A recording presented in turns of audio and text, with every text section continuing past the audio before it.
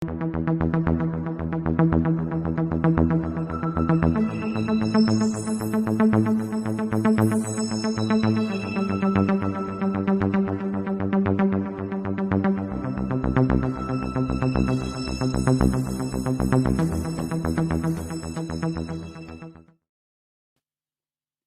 world. Good morning, namaste, and Nisam Bulavinaka from Sydney, Australia. I am Sashi Singh, and welcome once again to Sashi Singh's Talking Point. May I extend a very warm welcome to you on this 9th day in October 2022. Whichever corner of the world you are watching SSTP from, welcome to the highly anticipated presentation of Sashi Singh's Talking Point. In episode 39 this week, we will shortly meet our chief guest, Dr. John Charles Fatiyaki, medical practitioner and the managing director of the Apworth Clinic and the Apworth Diagnostic Centre in Suva, Fiji, and the provisional candidate for the National Federation Party. We will discuss with our chief guest what really are the main issues affecting the public health services, including the very rundown state of the CWM and the Lautoka hospitals, discuss budgetary allocations for the Ministry for Health and Medical Services, talk about why Fiji has some of the highest prevalence of diabetes in the world, and why non-communicable diseases have been the leading cause of deaths in Fiji. We will also discuss his candidature as the provisional candidate for the National Federation Party. All that, plus a whole lot more with our chief guest, Dr. John Charles Fatiyaki. I hope wherever you are well settled in to enjoy what promises to be a captivating, engaging, and enlightening interview with my chief guest. As always, one big kere please. I request that today, as we go right around the world by the wonders of Facebook and YouTube, that you please like and share the SSTP page on your own timelines so that we may share the interview with Dr. Fatiyaki with as many people as possible. And to ensure that you receive instant notifications of all future programs, please like the SSTP page and follow us too if you'd like notifications. Welcome once again to the Thinking People's program, Sashi Singh's Talking Point, live on Facebook and on YouTube. Let us begin episode 39 by welcoming back Nikhil Singh, who has been away on work assignment as well as a little holiday break. Good morning and welcome, Nikhil. Welcome back to SSTP. How have you been? Thank you, Sashi. I've been well, and it's great to be back. Nice to have you back. Well, let's begin today's news segment by having a quick look at the main stories from Fiji and Australia in terms of the political week. Now, Nikhil, a lot of developments in the political sphere in Fiji. Let's start with the FICAC raid on the People's Alliance Party head office in Suva. The People's Alliance has questioned FICAC's conduct. What have you got for us on this front? Well, Sashi, the People's Alliance Party's deputy leader, Manua Kamikamida, claims that FICAC had come directly to their headquarters even though due process had not been followed. Kamikamida says that they have proof to show that the supervisor of elections was not investigating the party's merchandise sales, one of the reasons that this all has come to light. He said the party also noted that the Fiji Sun reported the supervisor of elections saying that there was no need to appoint a caretaker government. The supervisor of elections has stated that he did not make that comment. So the question the People's Alliance Party is asking is whether FICAC is acting on its own position. So I also want to share very quickly that the People's Alliance Party had written a 50-page letter of complaint against the Fiji First Party to the supervisor of elections. Manua Kamikamida said the letter contained a dossier of evidence to support their claim of what the party calls, and I quote, massive vote buying tactics by the Fiji First government. The Fijian Elections Office preliminary assessment in relation to the People's Alliance Party's complaints against the Fiji First did not find any prima facie breach of the Electoral Act. This is all according to the Elections Office. The Supervisor of Elections, however, has acknowledged receiving the People's Alliance complaints on Monday and has forwarded the list to the Fiji First Party for a response, which is due by 5 p.m. Wednesday. Sashi? Now, the People's Alliance has also called out what they allege is a massive conflict of interest and have asked the Attorney General to resign from some of his ministerial portfolios. Please tell us more. This is a report from Fiji Village, Sashi. The People's Alliance has urged the Attorney General, the Minister for Justice, Elections and Anti-Corruption, and the General Secretary of Fiji First, Aya Sayed Kayum, to do the right thing and resign from at least two of the three positions he holds. Deputy Party Leader Manua Kamikamida says that is good governance and will avoid massive conflicts of interest that arise. He made particular mention of complaints lodged by the Fiji First Party against the People's Alliance. The party says, which is the People's Alliance Party, says Sayed Kayum gave a press conference on the 20th of September. He appeared to be asking for the full force of the law to apply and gave the impression that, in his view, the law had been violated. Kamikamida says in their response to the complaint that Sayed Kayum had announced to the media on the 20th of September, the People's Alliance had asked three questions which remained unanswered to this day. He says they had asked, has the position of people named by the Fiji First General Secretary Kayum in his press conference been compromised? Was Sayed Kayum acting as prosecutor, judge and jury? And what role was he speaking in? Sashi? All right, Nikhil, Chandrika Prasad, the man who successfully challenged the abrogation of the 1997 Constitution by the then military commander Frank Bainimarama following the May 2000 coup, has sadly passed away in Auckland, New Zealand. Prasad's challenge saw a landmark decision delivered by the Fiji High Court. Tributes have poured in from political leaders, including former Prime Minister Mahendra Chaudhry, whose government was deposed in that coup. More on that, please, Nikhil. Yes, Sashi, the Fiji Labour Party leader Mahendra Chaudhry told the Fiji Times that Chandrika Prasad must be remembered as a highly courageous person who was willing to take on the army and authorities at a dangerous time when there was no law and order in Fiji. Chaudhry said Prasad was an ordinary farmer from Moanweni who had been terrorized by thugs, lost his home and farm, and he and his family subjected to violence at the time of the coup. He did not seek any compensation for the loss suffered as a result of the terrorist activities.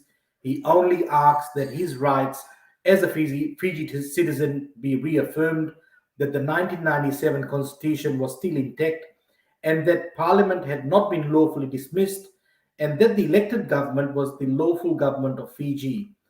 The National Federation Party leader Biman Prasad said Chandrika Prasad taught us that the rule of law was sacrosanct not only for himself but for Fiji and all its people.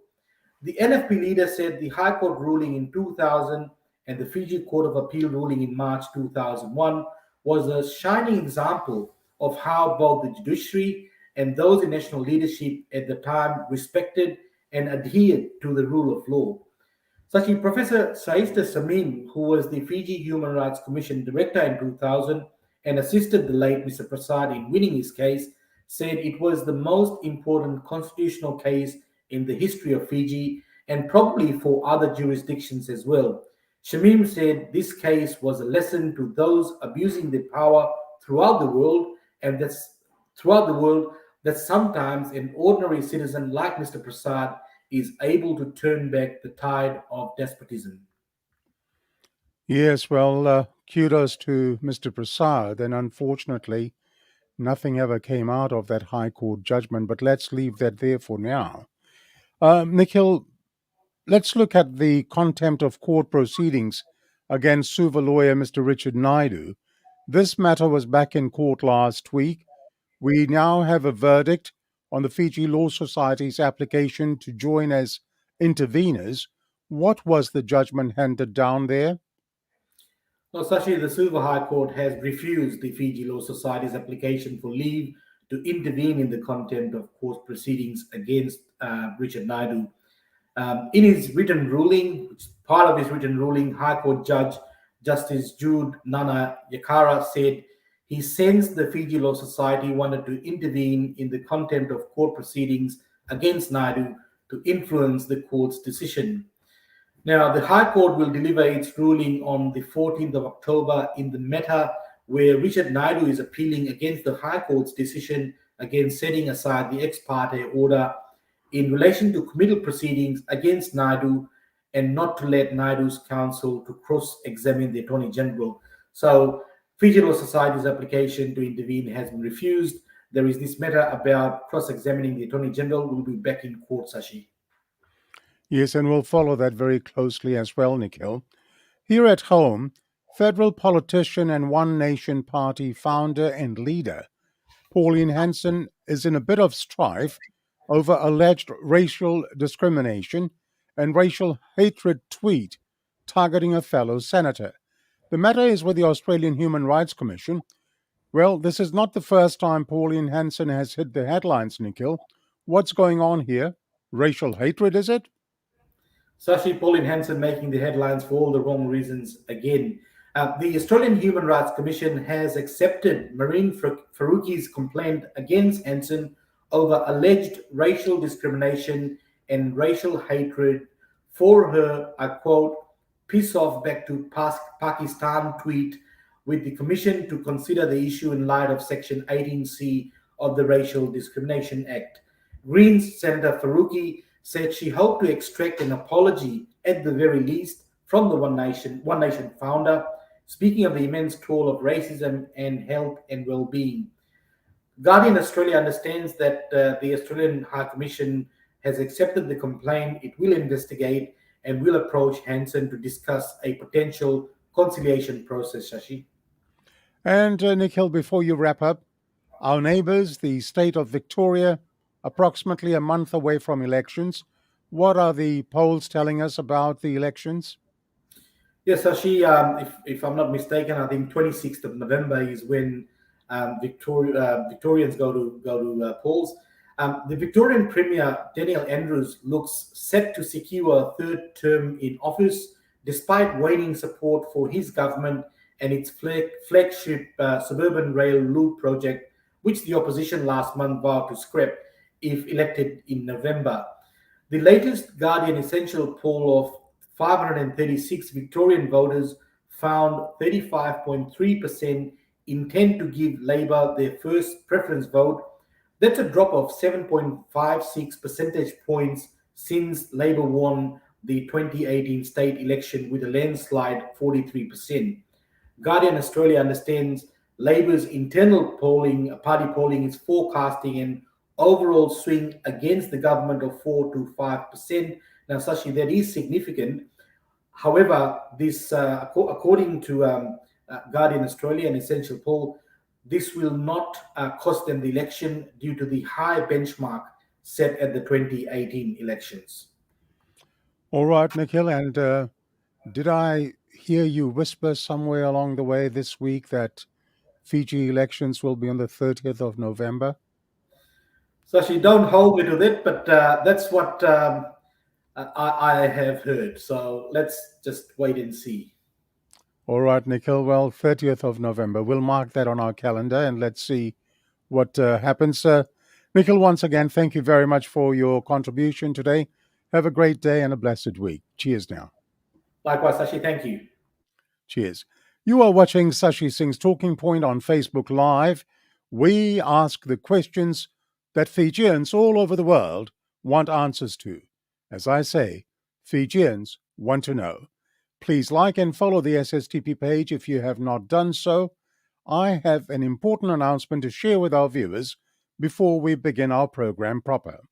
Sashi Singh's Talking Point, SSTP, recognizes that questioning, constructive arguments, and opinions are part of conversation.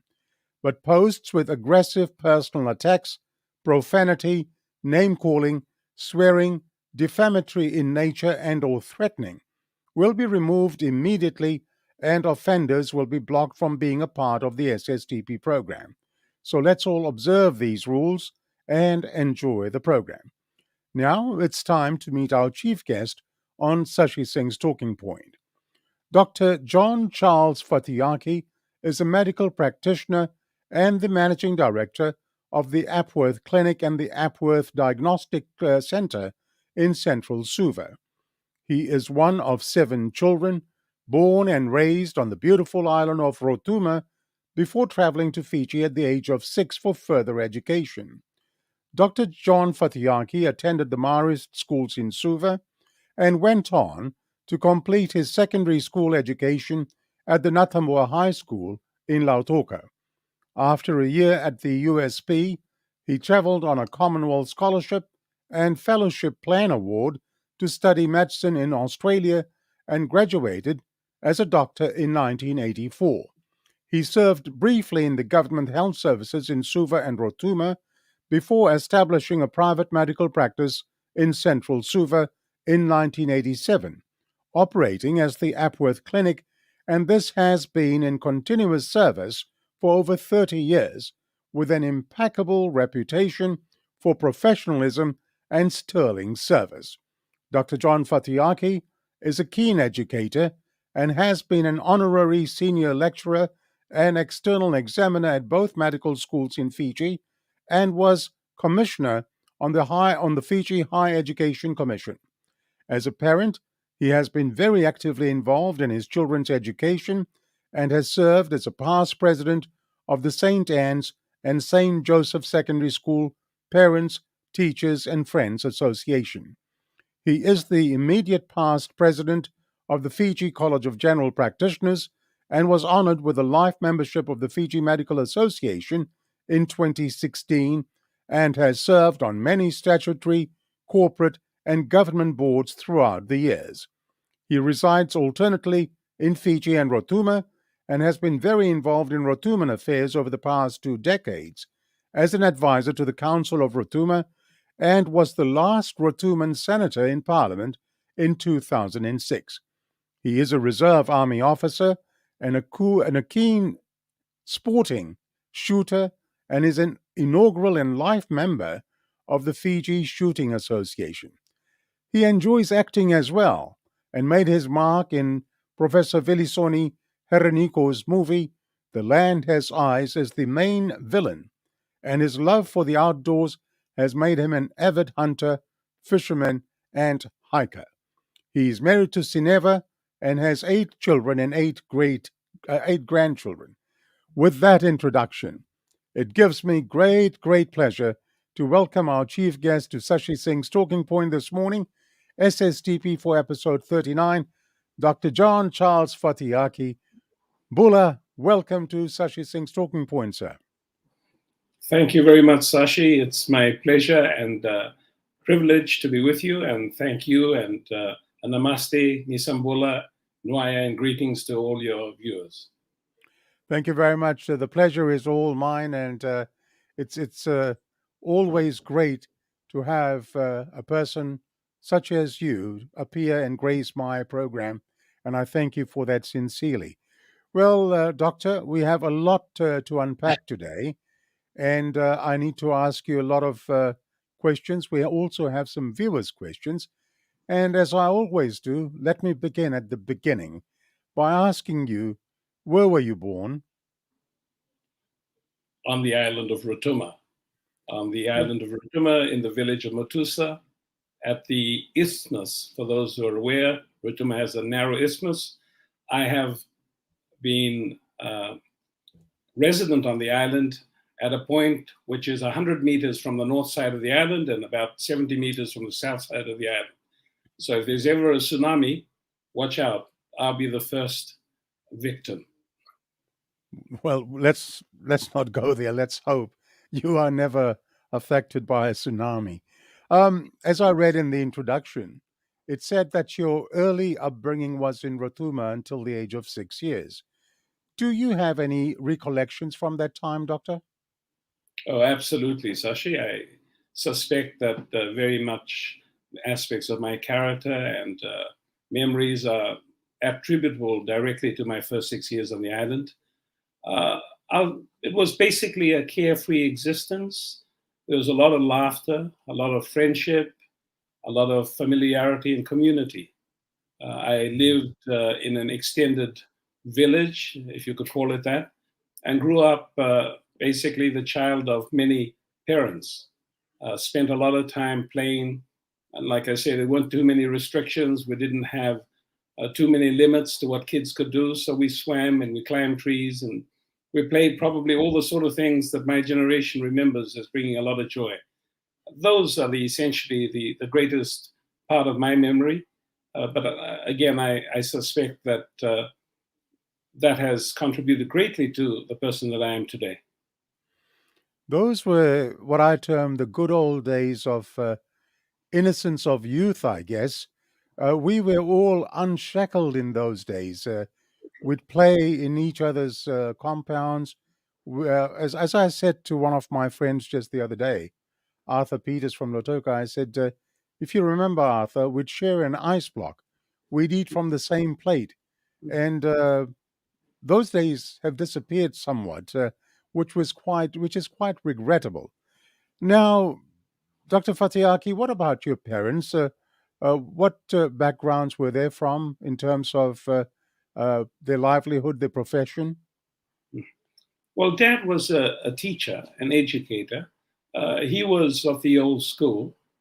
He received his formal qualifications in teaching from New Zealand. He went to Ardmore Teachers College and then subsequently traveled to New Zealand to do his Bachelor of Arts degree at a time when obviously we didn't have universities in Fiji and scholarships were not accorded. So it was, hard work and work in the meatworks. But being of that stock, he returned to teach at the QVS school at a time when the bulk majority of the staff were Europeans. As I remember, there would have been, I think, 7 locals. There was Semesa Sikivo, Joe Gibson, my dad, Lenati, Maru. These were the local people. And I think there was about 14 expatriate families that were teaching at QVS. So you can well imagine that Dad taught at QVS from 58 to 68. And the impact of education upon him was great. And obviously it had impacts upon his children and his family. Mum was part European in the sense that her father was half European. This is a Morris. He was a Morris. She was a Morris. Of the Morris family of Morris and Headstone fame. And growing up in Rotuma, obviously the opportunities were limited. And so she traveled to Levuka at an early age to become a homemaker and a housekeeper for the hostel in Levuka, to which I think a lot of the chief's sons were sent. I understand that Ratu Ipili Nailatikau, one of our past presidents, Ratu Tuki, Leo Smith, a lot of the old part European families went to Mrs. Card's guest house, and that's where Mum worked. And, from Mum, we acquired a desire to travel and I guess service, and at the same time, look further than the horizons of Rotuma for our future. Wow, that's wonderful. Now, I read something that really interested me. I read that your dad assigned each of his 6 sons, if I'm not wrong, an occupation, a profession to achieve at the age of 12 years. Please explain this. I think that sums it all up. My comments earlier about Dad being teacher of the old school. Yes. He was teaching at a time working with a lot of Europeans, not too distant from the time we got independence. And I think working in the education department, in the education system, he had a great appreciation for how important it was for education, for his children's future. And I guess for him, there were 7 of us, 6 boys and a daughter. And he, from a very early age, as long as I can really remember, we were all told, my eldest brother was told, you'll become an accountant because you're good with figures. My brother Dan was told he would become a lawyer, and I was told I was going to be the doctor. I don't know why. But he saw in each of us, and I have a brother who's an engineer, an architect, and the last two, my youngest brother, I think, wasn't born at the time when I was 9 or 10 when I was first told this, and so he didn't get allocated an occupation, although he subsequently became a computer scientist. And then we had one daughter, interesting, one sister, and she was the middle girl. And Dad, for some reason, and it's probably a reflection on the sort of patriarchy of that time, that she didn't get accorded an occupation, but she ended up becoming a medical technologist working in a lab, and then subsequently became an accountant and lives in Australia and Canberra right now. And of course, your brother Daniel was a very accomplished judge in Fiji as well. Yes, Dan was the lawyer. There's a little funny story there. There was one point in time, I remember, I think he was in Form 5 at Marist, and some folks had come from the equivalent of the Air Traffic Control Services and had offered scholarships to go to Queensland and do a 5-year stint, and Dan sort of considered that. Dad didn't have too much to say except pack your bags and leave. And bless his soul, Dan didn't. Dan ultimately did law and did very well at it. Thank you. Indeed, he did. Now, Dr. Fatiyaki, your studies took you to the University of Tasmania. What was that experience like, especially leaving home and coming to the big smoke, so to say? Well, I don't know that I'd call it the big smoke or the big cold, but Tasmania was interesting. People ask me, why Tasmania? I remember thinking at that point in time when we were applying for places in Australia that Tasmania was the one place that I didn't know much about. Sydney and Melbourne were cosmopolitan, and Tasmania seemed different, so I asked to go there. And I remember sitting on the plane with Benjamin Lomaloma, who's a Fijian classmate of mine from Marist, who was also accorded a scholarship, and I understand subsequently became a magistrate and a lawyer. But on the plane, I remember making the comment to him that if we missed and came out of the plane and found penguins, we'd know we'd missed Tasmania because the next stop was Antarctica. Great observation.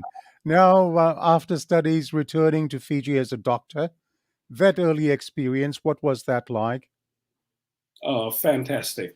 I really mean it. I was mentored and taught by some of the best. And I have to mention names because I think there are enough Fijians who will remember Dr. Pashuram, Feroz Beg, Mike Olmedo, Dr. Naya, Dr. Rajat, who's still with us. Ganesh Pillai was just starting. There was a whole host of these very, very good teachers, good doctors. And I was fortunate to be an intern under them and amongst very senior registrars. And I must mention a colleague who happens to be in the country right now, who's done so much work, and that's Dr. Vijay Kapadia. Yes. Vijay Kapadia was actually my registrar when I was doing my internship. And I have a particularly soft spot for Vijay, although he's on the Gold Coast as an interventional cardiologist, because Vijay was the guy who helped resuscitate my dad with me, unfortunately, unsuccessfully, when he passed. Wow. In 84, 85. And so I have a particularly soft spot for that. But it was a wonderful time. The hospitals were clean. The facilities were maintained. The clinicians were competent. They were all Australian and New Zealand trained fellows. And it was a different, the nursing staff was, I remember them in their starched white coats. The wards were clean. This is my experience of working in the hospital system, particularly CWM, in the early 80s and the mid to late 80s.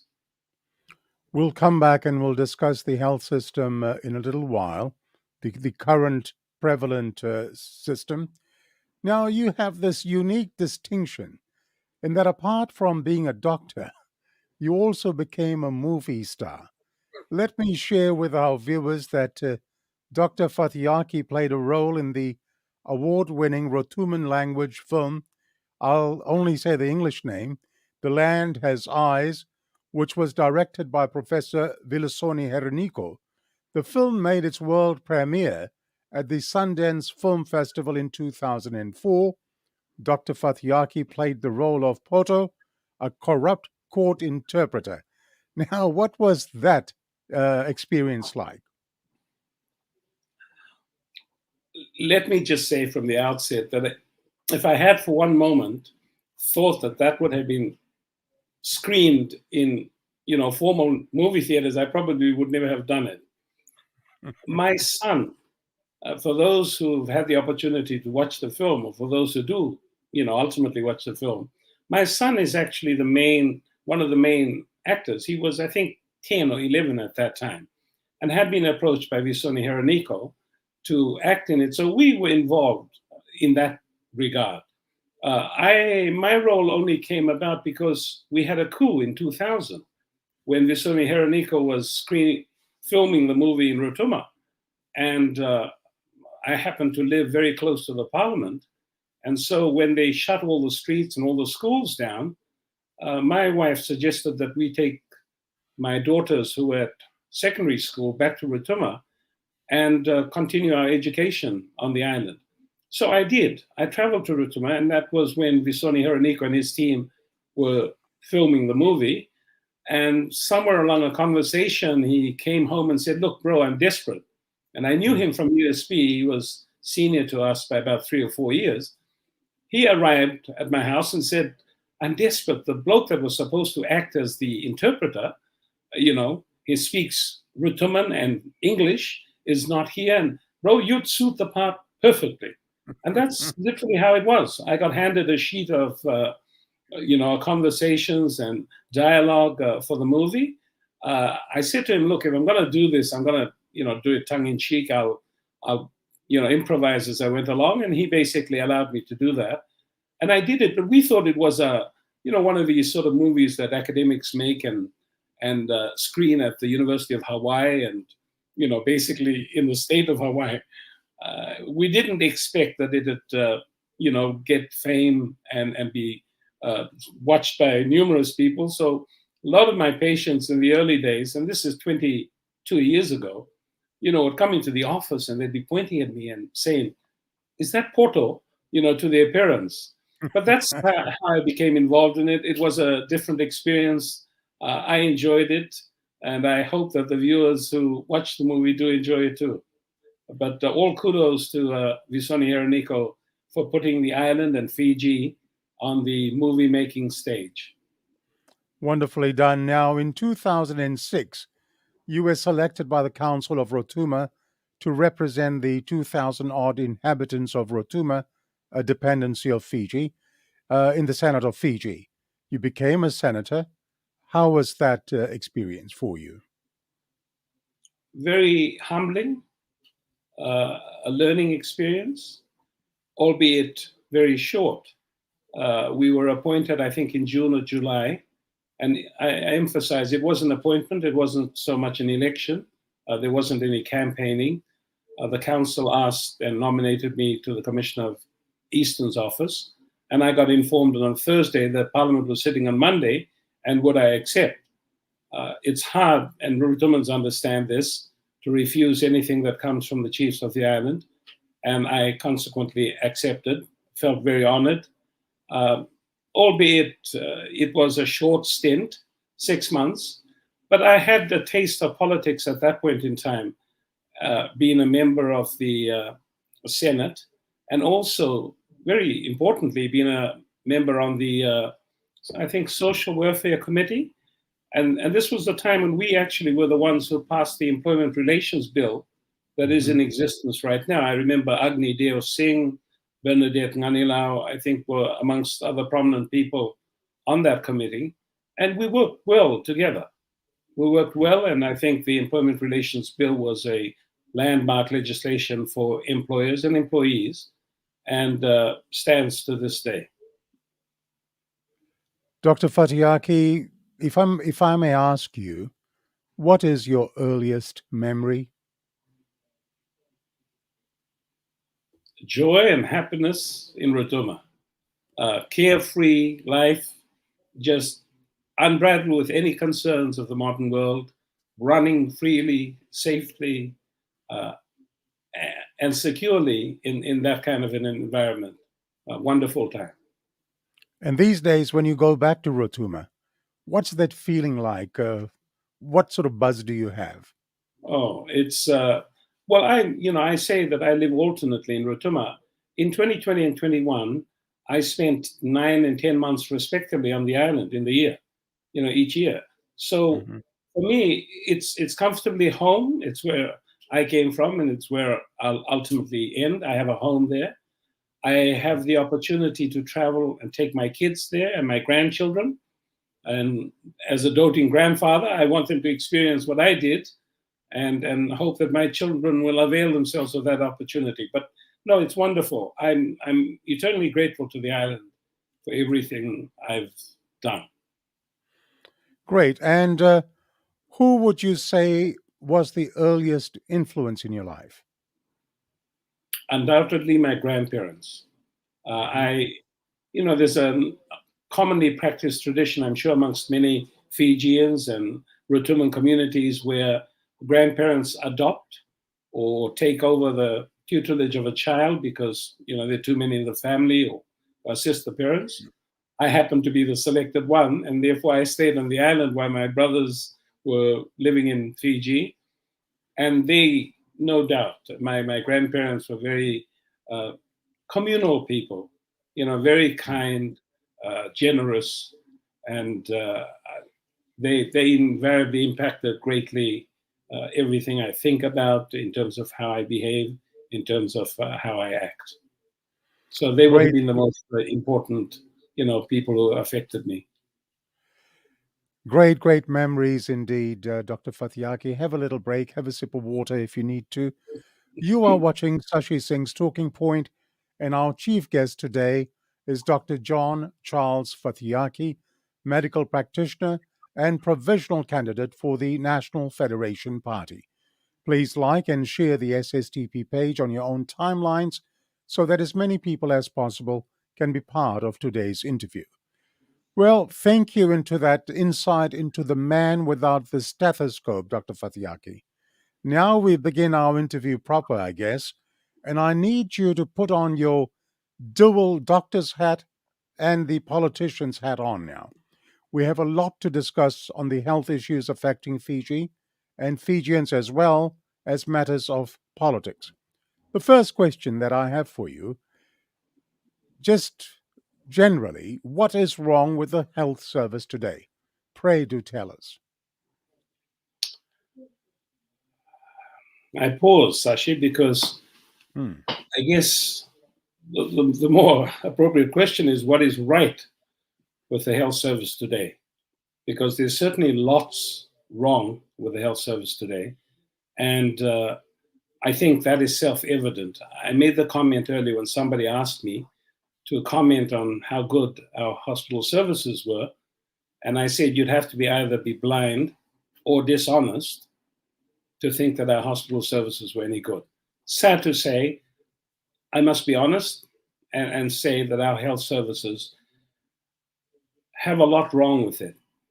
And Mhm. they start from, the very obvious deteriorating infrastructure, the uh, the lack of functioning systems in place to ensure that drugs and essential medical supplies don't run out. Things such as inadequate funding, I guess, is an issue that always comes up.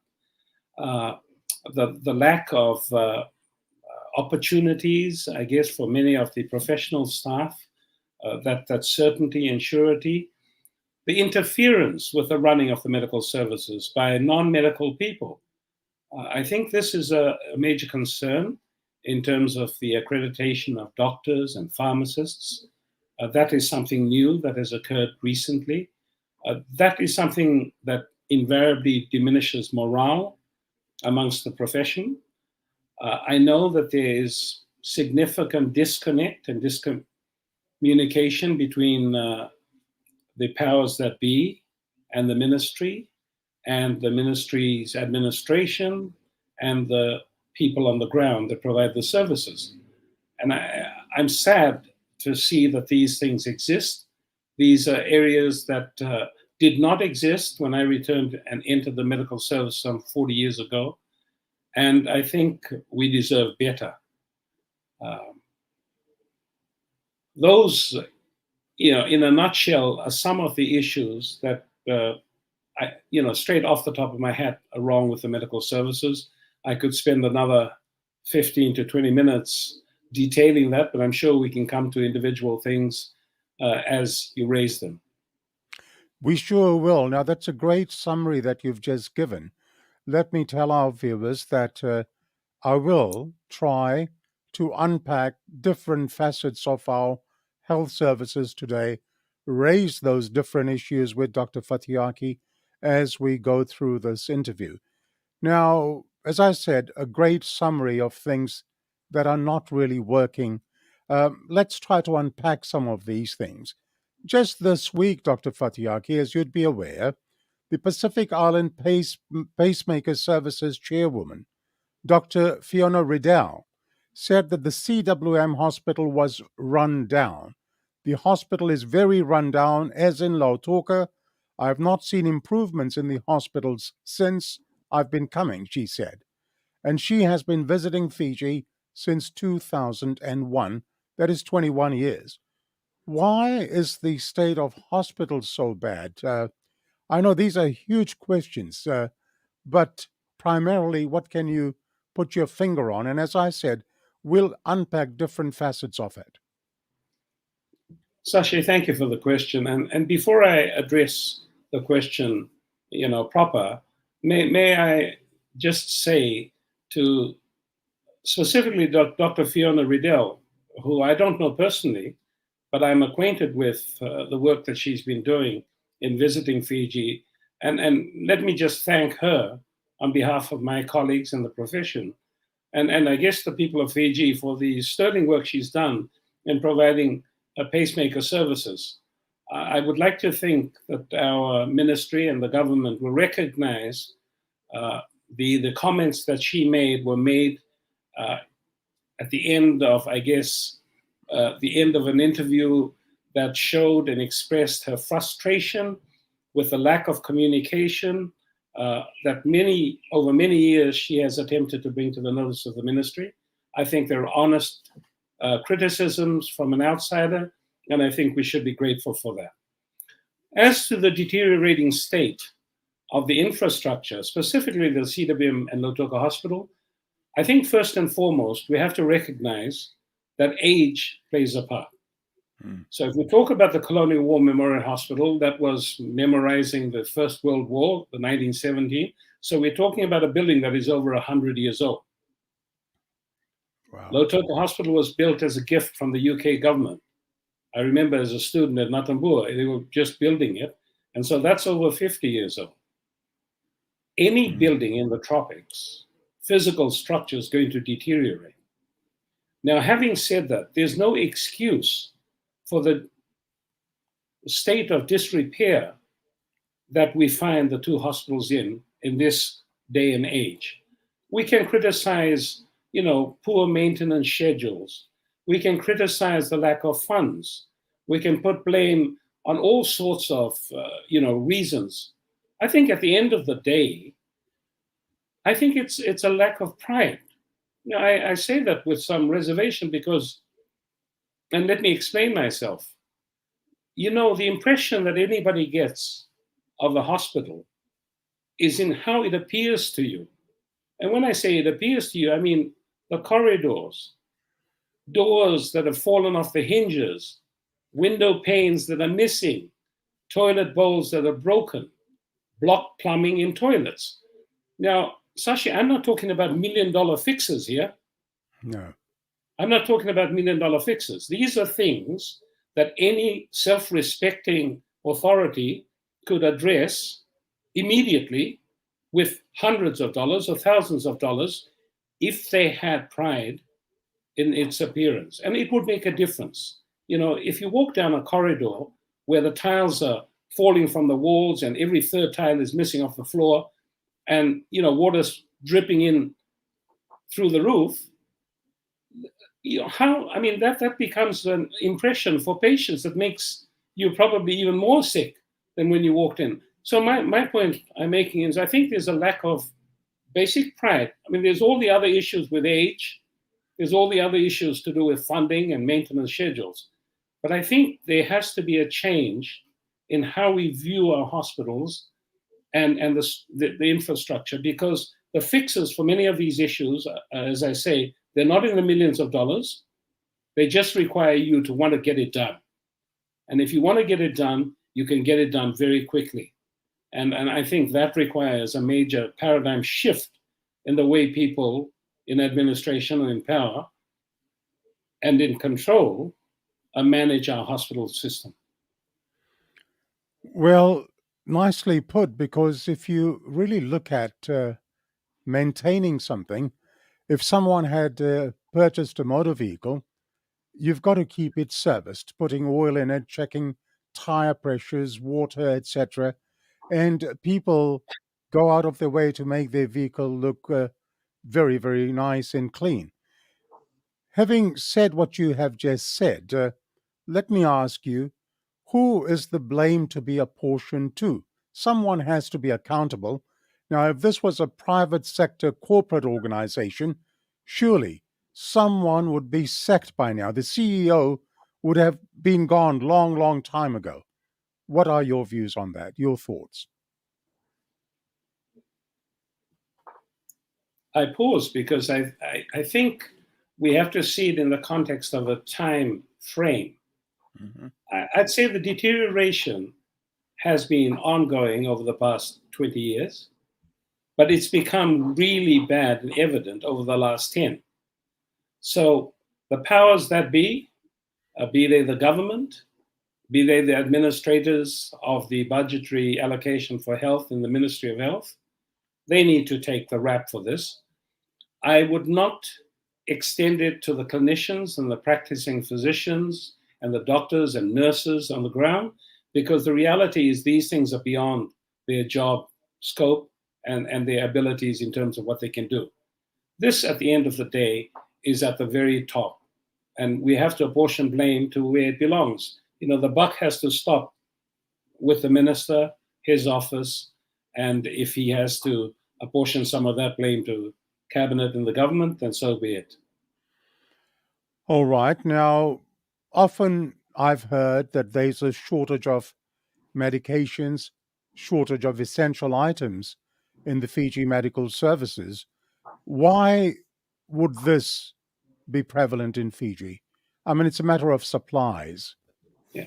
And absolutely, this is completely unacceptable. There was a time, there's always going to be shortages for very short stints of very specific stuff. But we're talking bread and butter medications and supplies, and we're not talking about short stints. We're talking about extended periods of months. And, in some of the more remote areas, I mean, forget the CWM, which is supposed to be the most equipped of all. The chances are, half the time, if you write a prescription, you're going to have to go and get it somewhere else from one of the private pharmacies. And it begs the question, if the private pharmacies can provide it, they have to source it and procure it and distribute it.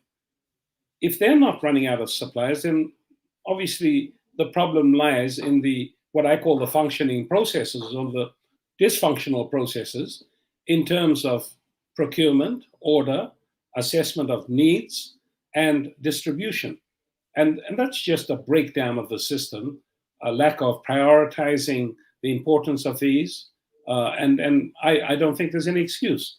If this was a privately run corporation, heads would roll and systems would change overnight, because you couldn't exist like that in any other setting where people would pay for your service. In an administrative sense, you can give lots of excuses, but I think we're past the excuse time. I think it's time we took responsibility, and without apportioning blame to any specific person, I think we accept that whoever's in charge is ultimately responsible. Okay. Now, how would you say the health sector handle the COVID-19 situation? I paused because COVID-19 was unprecedented. Nobody expected a pandemic of the proportions that we found ourselves in 2020 and 2021. I think we had memories of a similar pandemic, the Spanish flu in the early 1900s, where there were significant deaths. I think of the order of 15% of those who were afflicted died.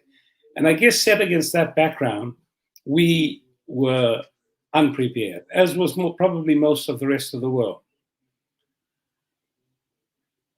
Being a country that is small in resources and in nature, in terms of our abilities to manage anything of this magnitude, we are reliant greatly on advice from regional bodies such as the WHO and the Australian and New Zealand governments, our closest partners. I think a lot of the response was guided by these separate entities, particularly the WHO. And I think with the benefit of hindsight, we could probably have taken more advice from our immediate partner countries, Australia and New Zealand, who did do a lot. I mean, not to take anything away, but I think the protocols in terms of lockdowns and restrictions and travel restrictions and, closure of schools and all that sort of stuff would have been directed by the WHO protocols. Now, I have nothing against the WHO. They do a wonderful job. But you must understand, they address many countries in the developing world, from the least developed to the more developed. I pause here because I guess our immediate partners, Australia and New Zealand, are both first world countries. And I would like to have thought that our ministries would have relied upon them more for guidance in the protocols. Now, they have assisted in many respects in vaccination, in sending teams over to assist with the, intensively sick individuals. And so I think all in all, the response was guided by the WHO protocols, which with the benefit of hindsight, we can see were probably inappropriate in some cases, but very appropriate in others. And let me explain.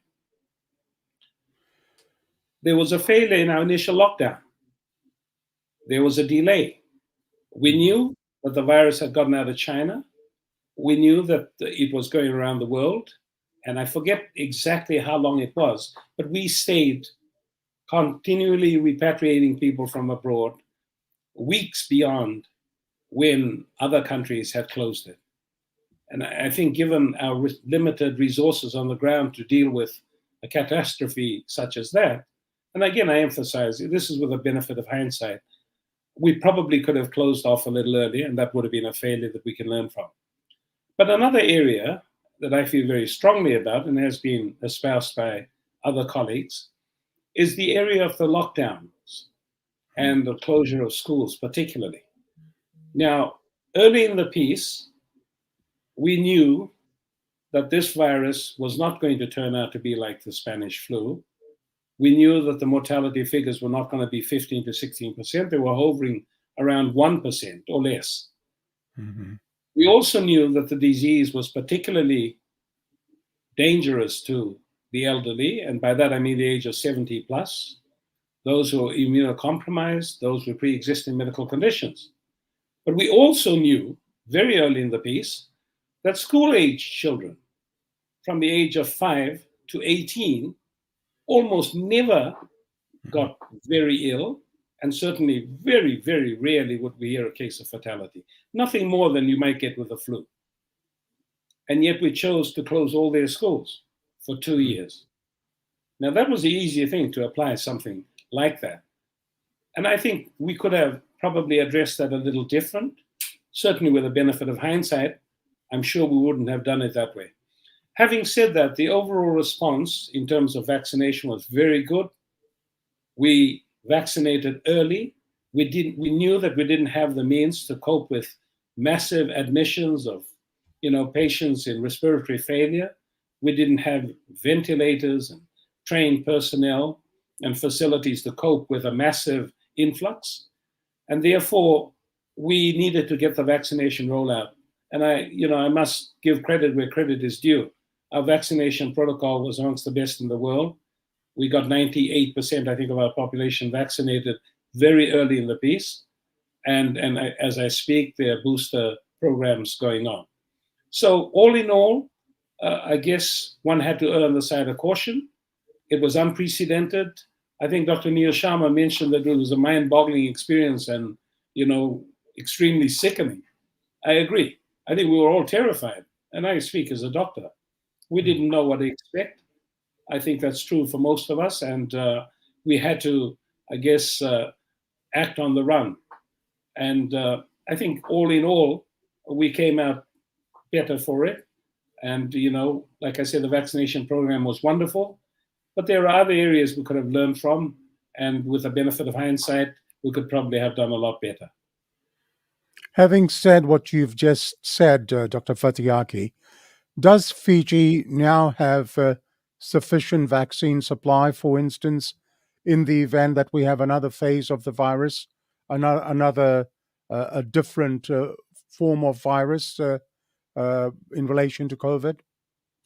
The simple answer is yes. We have been lucky. We have had received donations from Australia, New Zealand, the US, India, and I think even China. And we are lucky that stocks are on hand as we roll out more and more boosters. And I think, if I answered yes, we have adequate supplies, that would probably be an honest assessment. Great. And moving on from the experiences that you just spoke about, in hindsight, looking at all of those things, do you think Fiji is now placed in a better situation if there was a next wave, that we'd be able to control things, handle things much, much better than what we did? Yes. I think then we could apply the benefit of hindsight. We know similarly what we expect. We know with advice and guidance from our partners what to do. And I can't overemphasize this because this is an area that I think we have to change our thinking on, and that is to get a lot of advice and helpful advice from our neighbors, Australia and New Zealand, who are always there on hand, ready to assist us, and aspire to be what they have, which is first world country standards. I think sometimes decisions are made by the WHO that maybe not too appropriate to Fiji, and I would suggest that maybe in future we should be taking a lot more guidance and advice from our neighboring family in Australia and New Zealand, and maybe less from the regional bodies. Now, just a final question on COVID and Fiji. What were some of the side effects of COVID-19 in terms of social issues and relationships, etc., that came to the forefront during the crisis? I think we all know that, domestic violence figures shot through the roof.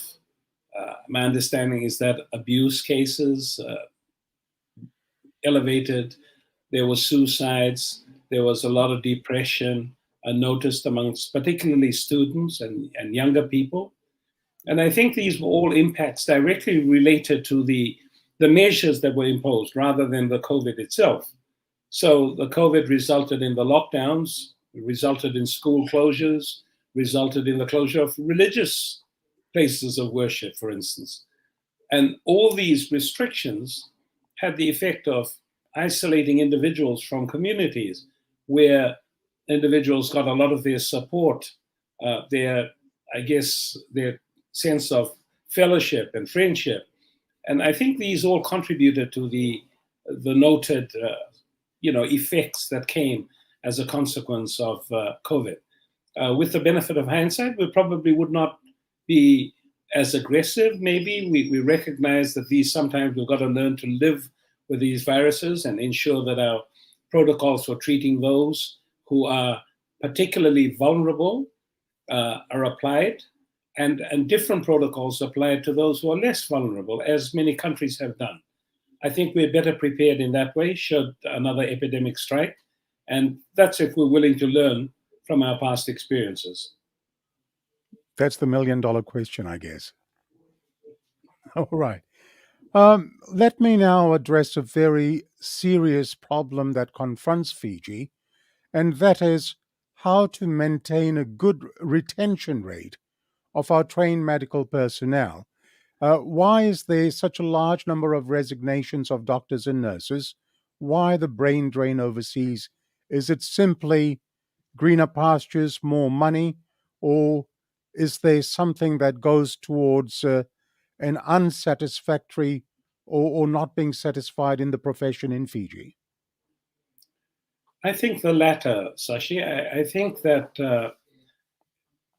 the aspect of job satisfaction, and by that I mean a combination of different things, from the levels of remuneration, the work hours, the very real risk of burnout, the lack of appreciation that some people show towards medical people, with Facebook and YouTube and social media so available. I think there's a lot of unfair criticism. Some of it is fair and needs to be taken on board and addressed. But there's a lot of unfair criticism leveled at practicing medical personnel. I think this has all contributed to a sense of low morale. We've talked about some of the issues to do with the state of affairs in respect of infrastructure, in respect of the running of the ministry, in respect of processes and systems that are failing in terms of providing adequate supply. I think these things that are outside the ability of doctors to address has probably contributed to the significant number of resignations, in addition to obviously the attraction of greener pastures, as you say, better remuneration, better working conditions that might exist abroad. Having said that, I'm a great believer that if we provided a reasonable sort of a work-life balance in Fiji with a system that worked and that did not impose upon our medical people undue demands on their time because the systems were failing, we allowed ourselves to listen and be willing to take criticism from people on the ground, then I suspect that, if all options were considered, I suspect that many of our people who resigned would opt actually to stay in Fiji, where they were born and brought up and where they have their family and friends. And I think that applies to many of the diaspora who've left. It's, sometimes you throw your arms up in complete loss of hope and decide to move somewhere else. So I'd like to think that would be the positive side that might help us to retain some of our personnel. And I think we can do better in that regard. Talking about doing better in trying to retain our medical personnel, do you think there ought to be, say, a national plan implemented to retain experienced medical personnel? What do you think? Oh, absolutely. And I think that starts from point A, which is that you've got to recognize that there's something wrong. I mean, I keep harping on this, but I think part of the problem is, and this is what I meant when I said there's sometimes a disconnect between, for instance, the powers that be, the powers in the ministry administration, and the people on the ground. You have to recognize that there's something, completely, unworkable in the current existing state if you're having massive resignations. And if you don't recognize that from square one, then obviously you can't plan for it because you don't recognize where the problems are. But I think you can certainly, if you do accept that as a starting point and bring on board the people who actually know the system well, who work, in the system, by that I mean really the ground people, then you'd be in a much, and even outside the hospital system, I have my opinions, and I've worked outside the hospital system as well as within it. But I think I have colleagues who echoed a lot of the things I've said. and the first person that comes to mind is Professor Eddie McCaig, an eminent educationer, eminent surgeon. Eddie worked the system for over 40 years, came out publicly, was critical, I think was accorded front page news last year, and I didn't hear a squeak, an acknowledgement, a response, or for that matter, any reaction in terms of addressing some of the issues that he brought up. Now, for me, that's disappointing. That's disappointing because we're talking about somebody who really knows what he's talking about. And I think that needs to change. We need to say, if somebody like that is willing to come out and say it for what it is, let's take it on board. Let's get on the wagon and try and get this sorted out. And I think there's that disconnect and the need for us to address that before we can implement any plans. We need to make job satisfaction an issue. There's often, particularly with the government health system, where there isn't any future prospects, there's no certainty. The training protocols for specialist programs is really on an ad hoc basis. If you're lucky, you might go on. If you're not, then you don't. People need certainty. And that's an area that isn't there. And I think certainly pathways for professional development need to be identified for all staff as they come in. And so they have a guidance, and if they know that they're not going to end up being in a surgical program, for instance, they can opt to become like I have, leave the hospital and make a future in private practice. But there needs to be some certainty. And I think right now there's a lot of that probably causes a lot of dissatisfaction in terms of the workplace. It amazes me that being a Pacific Island country where people live a relaxed sort of life, where you can sit around a tanawa of Yangona and discuss issues, it seems that the consultative process at that level is simply missing, where you would have a consultative process and doctors and nurses who run the industry, rather than them being consulted upon. As you say, it's a complete disconnect. Just boggles the mind as to why this state exists. Yeah. And this is what I meant when I said that one of the issues with the health service is the interference. I said that as part of the list of, the whole list of things. And the interference is important. I feel very strongly about this because, case in point, I was a member of the Fiji Medical Council, which is the accrediting authority for about 4 years, not too long ago. And they're the accrediting authority that grants all doctors a practice license to work. Now, that authority has never been questioned. They're made up of about 8 specialists and, experienced clinicians who know what is required in terms of accrediting somebody to practice in Fiji. That responsibility has now been delegated to a committee of permanent secretaries in the Ministry of, Economic Affairs or something. They have the ability to grant a doctor from anywhere a license to practice in Fiji, even if the medical council disagrees with it. And I can tell you, because I sat on the medical council, we're basically told, approve. We've approved, so you approve.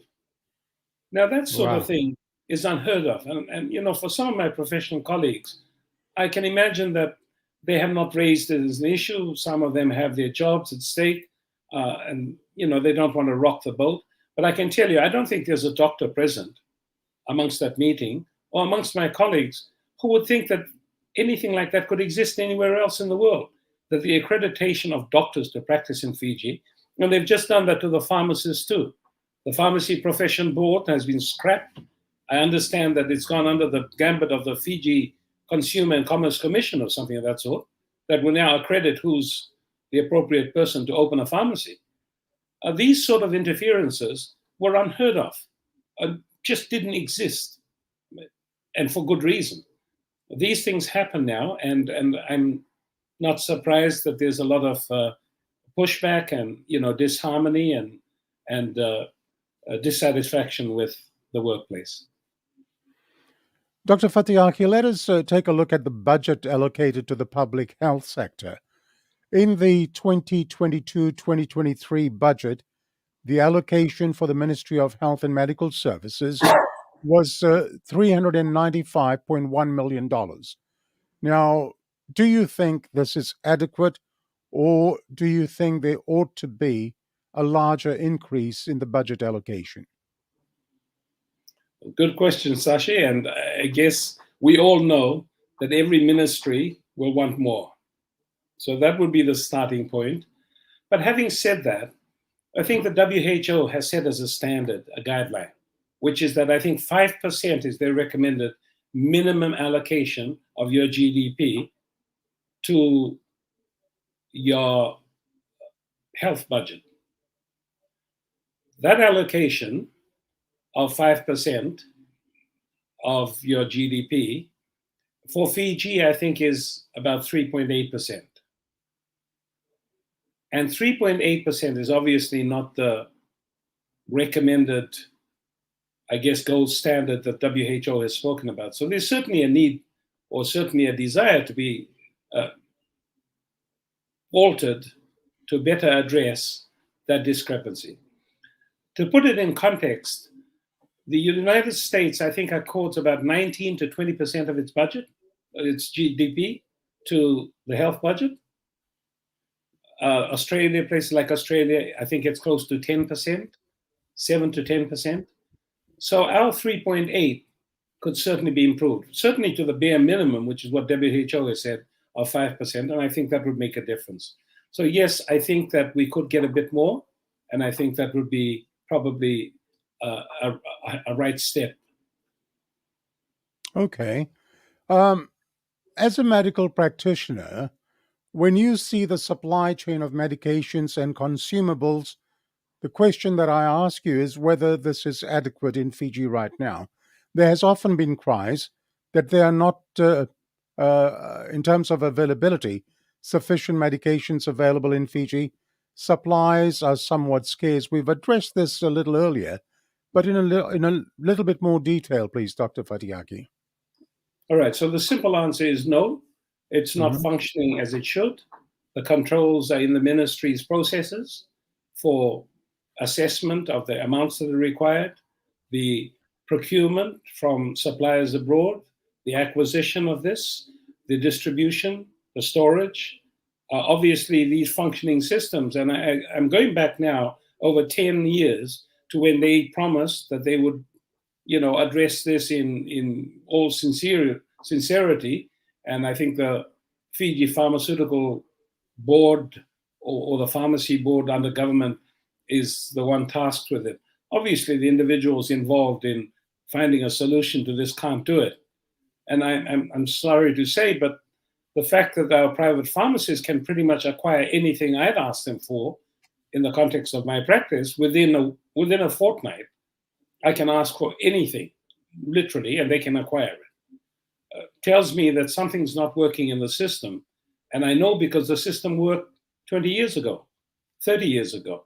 So something has changed in terms of the processes, and whatever it is that it changed, it's not working and needs to be addressed and recognized.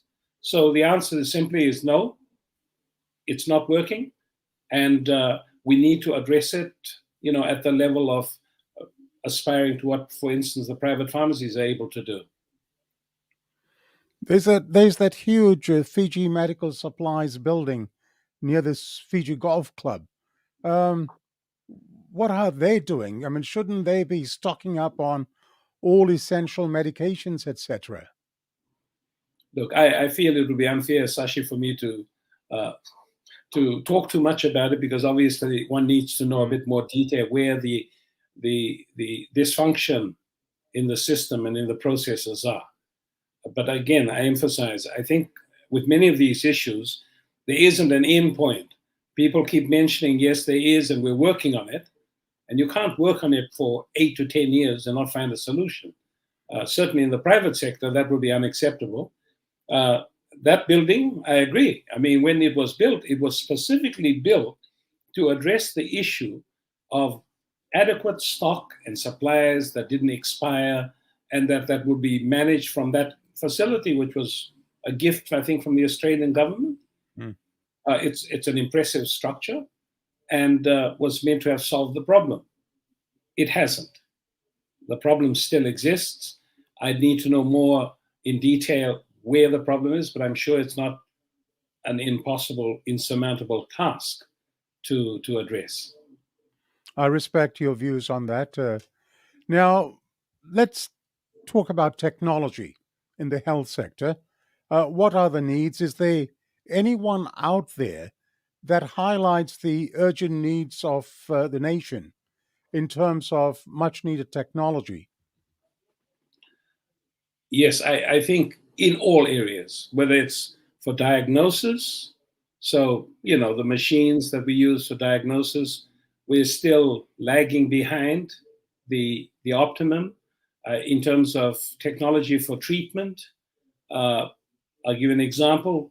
Radiotherapy is part and parcel of the mainstream of the management of the NCD cancers. And yet, as long as I can remember, we've been talking about having radiotherapy in Fiji, and that's over 40 years. It's unacceptable. That is bread and butter stuff. We should have acquired it by now. It's necessary technology. The numbers of people who die with cancers, who die because they are unable to acquire that kind of treatment, all people who need radiotherapy, for instance, as part of their cancer treatment program will have to travel abroad. There are issues there in terms of affordability and availability. And again, this is bread and butter stuff for doctors. You must have it. We won't discuss not having it because it's not in the realms of tertiary medicine. We're talking about basic secondary care. In a hospital setting, that would be part and parcel of a normal cancer unit treatment. We can't keep talking about this for 40-something years and not have it. It's life-saving. It's part and parcel of normal sort of protocols of treatment, and it's not a luxury to be thought of as something that we could not do without. Wow.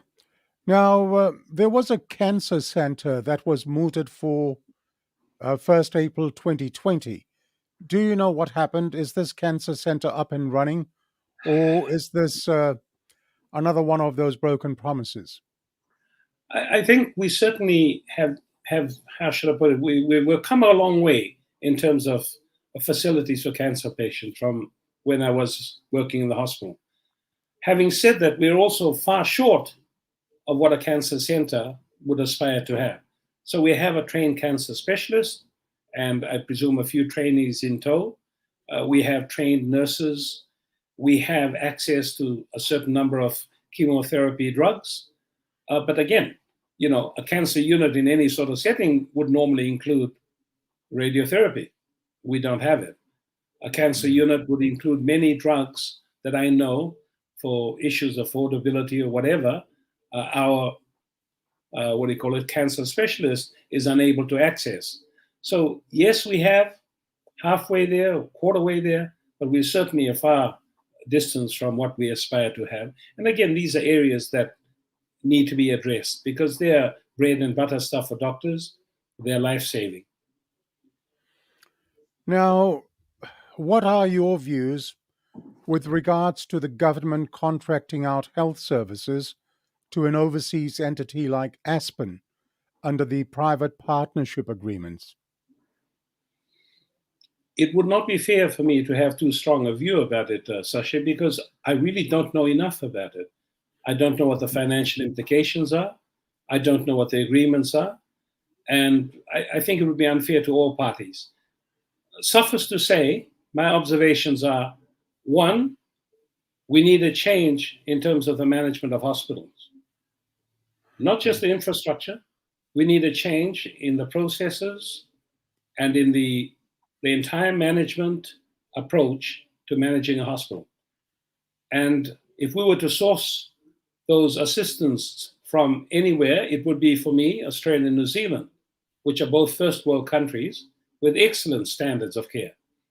So I guess the fact that we have, I don't know enough about aspirin. I've read what is available in the media, and I don't want to prejudge anything. I'd like to have the opportunity to scrutinize more closely the nature of the agreement between. I wouldn't write it off completely. I think I recognize that we need assistance in terms of running hospitals. And at the end of the day, the proof of the pudding is going to be in the eating. I think we only need to watch how Bar Hospital starts operating, what it looks like, how it's run, how clean it is, how well maintained, how professionally run the place is before we make a comment about, and we need to have access to the figures, the costs, the aspects of the contracts in terms of how binding they are, how long do they last for. I'd like to think, though, that in the process, we could be looking at the same time at strengthening our internal systems so that, ultimately we could be doing that like we did for the CDBM many, many years ago. I appreciate the fact that you've just said that you don't have enough information on Aspen, for instance. Has the deal with Aspen ever been made public? I mean, after all, the government is supposed to be the representative of the people, unless I'm so terribly wrong that in Fiji things are done differently. Um, has anything been revealed in terms of budgets, expenditure, personnel, you name it? Yeah. Well, that's you strike the problem right in the head, Sashi. I think the lack of transparency and the ability for individuals to scrutinize it is really part of the problem. And invariably, that breeds a lot of suspicion, which might not necessarily be justified.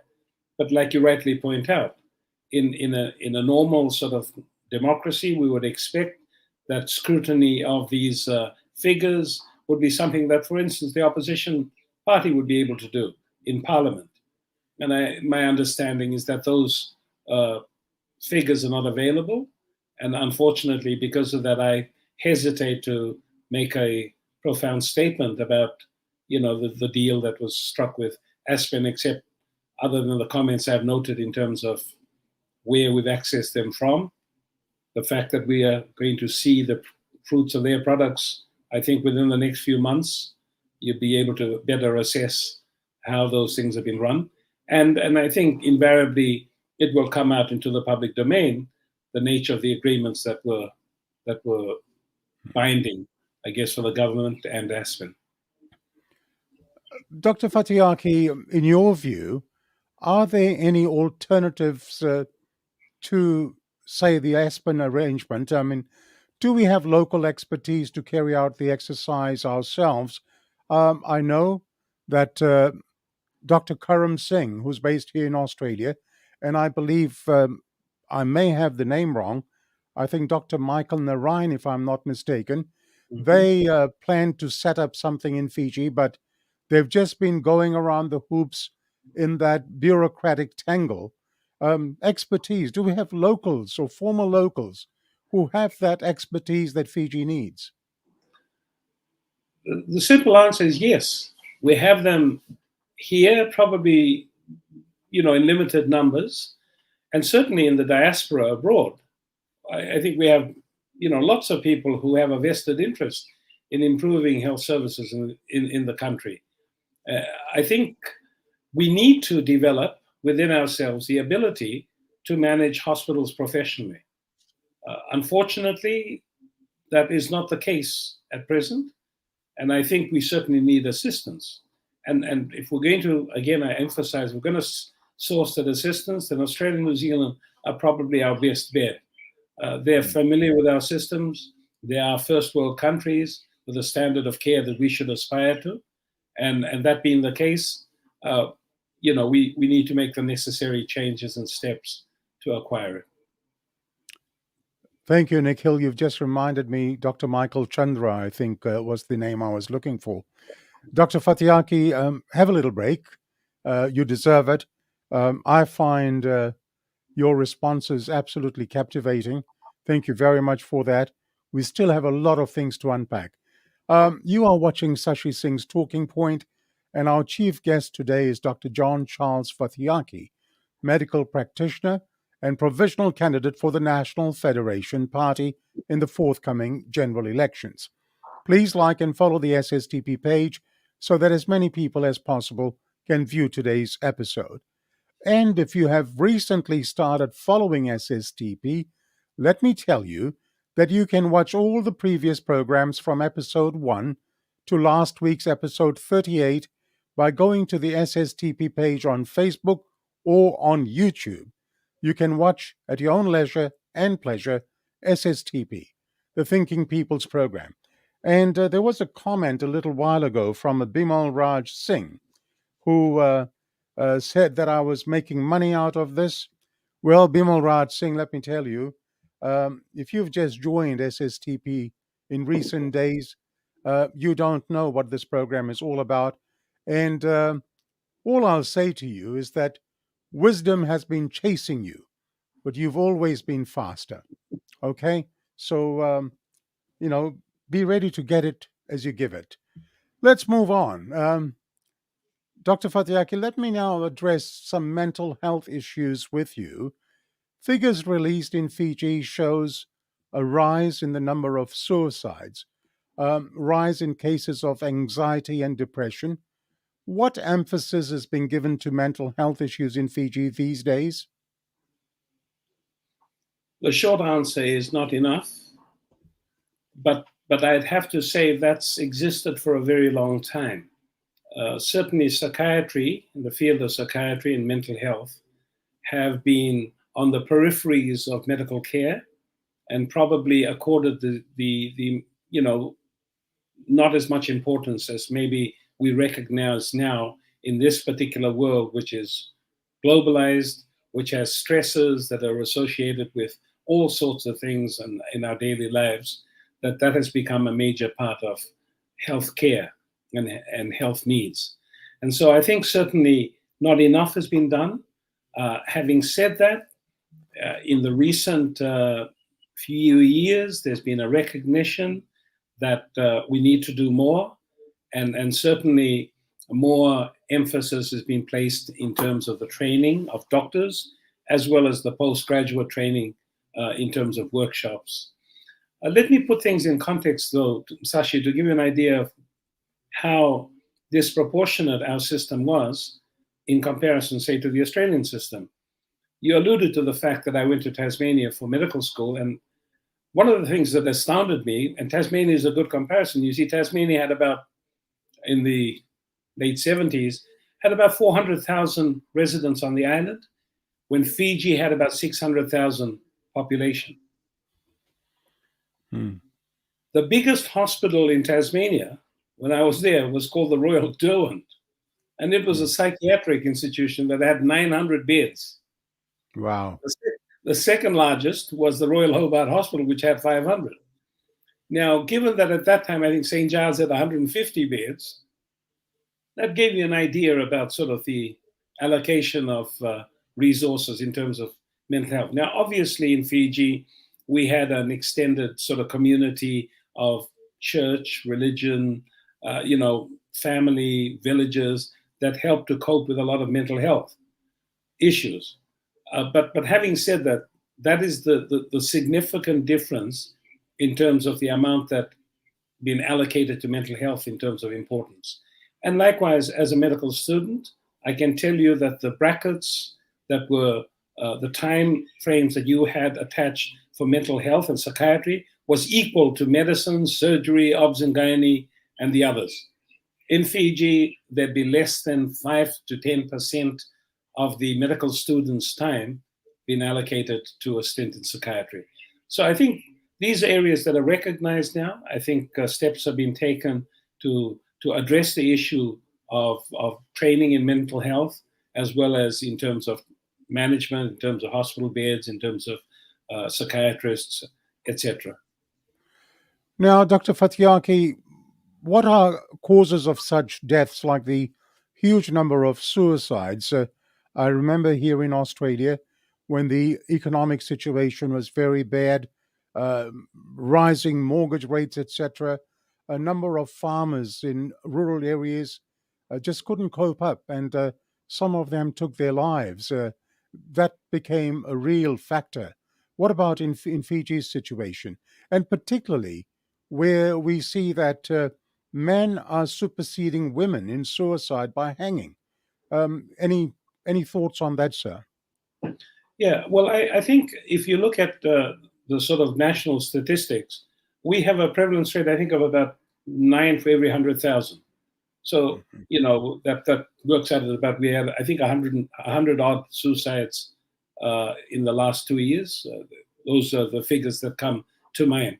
But in relative terms, we are considered to be a high suicide risk country. I think a number of things. I think globalization, we talked about that before, the expectations in terms of, well, expectations, for instance, amongst children for the need to succeed in school, examinations, unrealistic expectations, financial difficulties, and then that's a reflection of economy, the poverty that exists in our country. All these things have played stressor roles in individuals' lives. And this would have been compounded by COVID in 2020 and 2021, where significant numbers of people lost their jobs, their only source of income, the mental stresses that we talked about, with people being locked up at home for protracted periods of time during the lockdown, is having its impact. And I think one of the manifestations of depression as an illness is suicide, sadly so, and often in very healthy young people. As to the types of suicide, I mean, the causes, I mean, the means by which people commit suicide, I think all of us are familiar with in Fiji. Hanging has been something that was, not uncommonly used.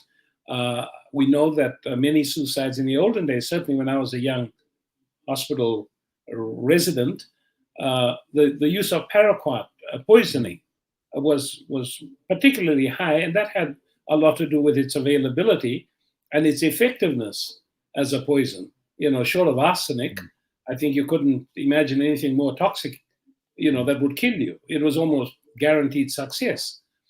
Cutting wrists and that wasn't as common.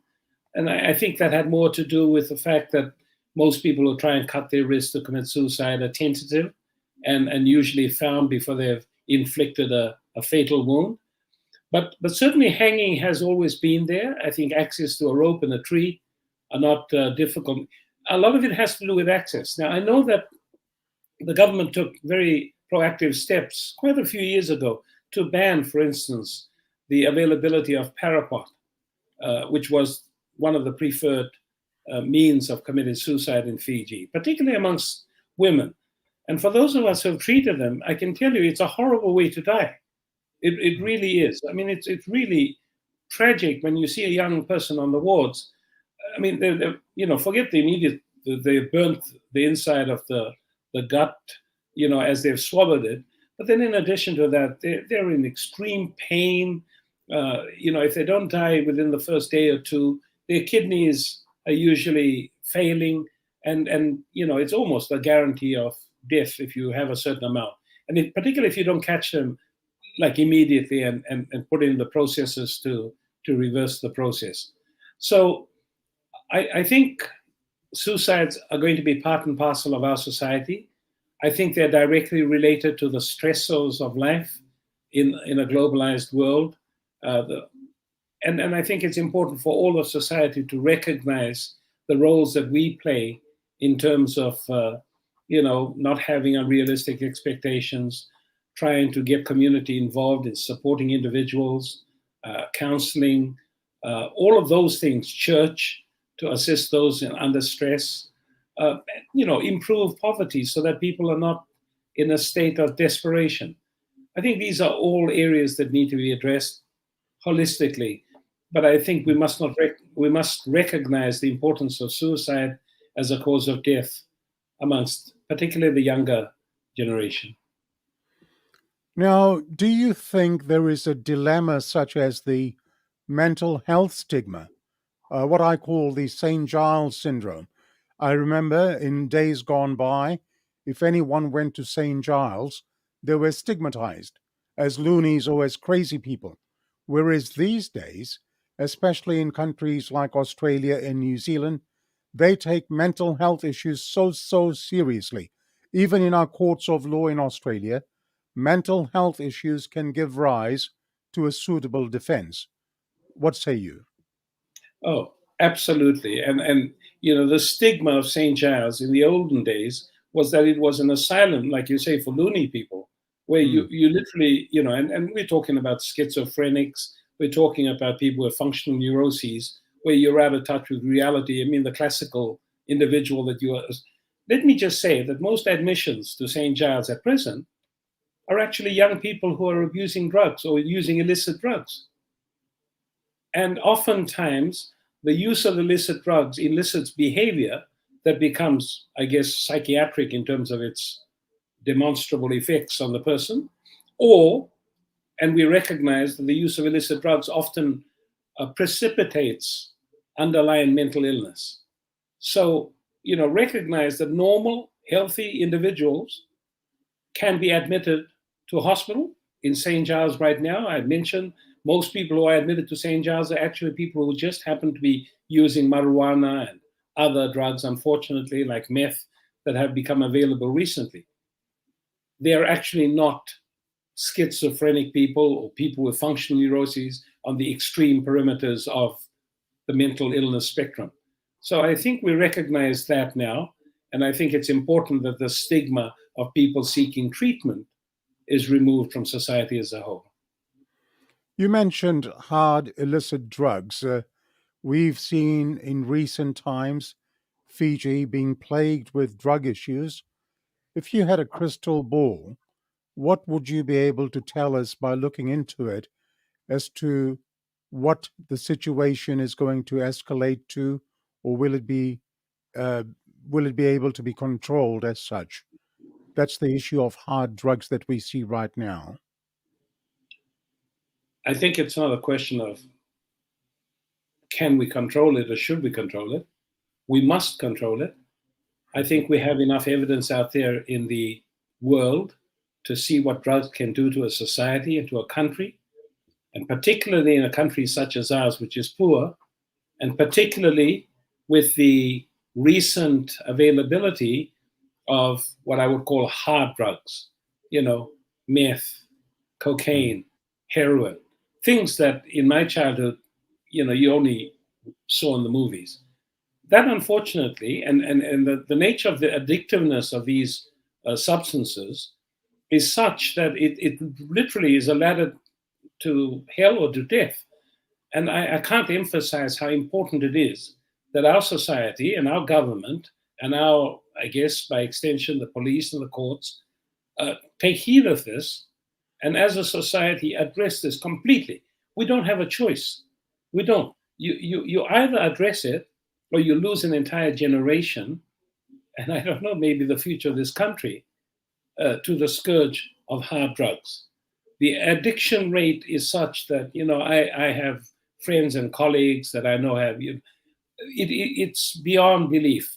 There's no question of we don't have facilities to rehabilitate. Once you've taken it, the addiction is such. My understanding is that some of the varieties of meth that are manufactured are specifically of cheap quality, made for addiction purposes, and the fact that that can be available, and and then be sold at street corners in modern day Fiji is an indictment on our lack of I guess care and our lack of taking this problem with the seriousness that it deserves. And I mean this may be outside the gamut of healthcare alone, but I suspect that the health implications, whether they are psychiatric or medical in nature, will invariably touch my particular area of expertise. One question that I'm really keen to ask you is in the last week or so, we've seen videos go viral of gangs, street gangs, or whatever you call them, uh, areas, I think, is Flagstaff, for instance. It's scary, absolutely scary when one observes those type of videos. Why has it escalated to such a situation? Is it the lack of employment? Is it poverty? Is it stress? Is it depression? Are these factors at all playing into that environment, or is it simply drug related? I think all of the above. I think Hmm. all of the above. You could apply it and they would be applicable. So poverty is a real issue. Again, that's not my area of expertise, but I think most of us accept that the figures are somewhere between 20 to 30%, below the poverty line. Although, like I say, the figures have been sort of jiggled and, talked about. We recognize that poverty is a major issue in this country, particularly coming out of the pandemic 2 years. So poverty is certainly one of the drivers of obviously the malcontent that we see in a lot of these youths. Drugs cannot be separated. I think on two of the public occasions where we saw, rampaging groups of youth in different jurisdictions in the city of Suva were directly related to turf wars between, dealers from a particular area versus dealers and their supporters from another area. Uh, a breakdown in society in general, the onset of a lot of mental illness. I think these all, you rightly point out, Sashi, have played their part. But to see them manifest in such rampant fashion and in such, I wouldn't say common, but so starkly evident, is something that most of us are unfamiliar with. And I hope that the authorities will take the necessary steps to recognize it and address it. I mean, you can't keep putting these things off. Thank you, Dr. Fatiyaki. Have a little break. Let me direct a message to Elvin Kumar. Elvin, while you can enjoy SSTP, you may have missed the warning I gave right at the very beginning of the program. SSTP will not entertain any profanity, swearing, etc. on this platform. So please do not use those words. This is your first warning, and I hope you can abide by that. I'd like you to be a part of the program, but let's keep it clean, please. Thank you very much. Dr. Fatiyaki, let me now discuss the dreaded subject of diabetes with you. It has been recorded that the Fiji Islands, being a small island nation, middle income nation, with a population of less than 1 million people, has some of the highest prevalence of diabetes in the world, 16%, whereas the global prevalence stands at about 8.5%. Now, diabetes, as you know, is very common in Fiji, and the number of people with diabetes is growing. Currently, I believe the figures are 1 in every 3 Fijian is being diagnosed with diabetes. That's 30% of the population, roughly. Doctor, what do you attribute this to? Is it societal attitudes, poor education, ignorance? What is it? What are your views?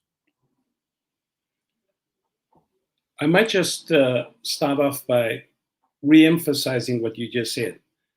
The Hmm. figure given of was that 16%?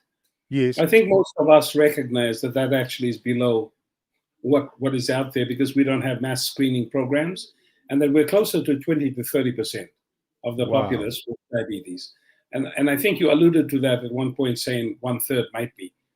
I Hmm. think there's something to be said for a mass screening campaign, so we know exactly the extent of the prevalence of diabetes amongst our population. But take it, from people who've studied this, we are closer to the 20 to 30% than we are to the 16%. That might look good on paper, but we are. In both instances, it's horrible. We know that diabetes, type 2 diabetes, particularly in Fiji, is probably, we are ranked up there in the top 10%. And unfortunately, this is also the case for 10 other South Pacific countries. So you've got Nauru, I think Federated States of Micronesia, Samoa, other countries in the Pacific And I think out of the top 10, there's something like 6 that are Pacific Island countries. This is a regional issue that we have to address. Now, you mentioned some of the causes of diabetes, and you said societal attitudes, poor education, ignorance.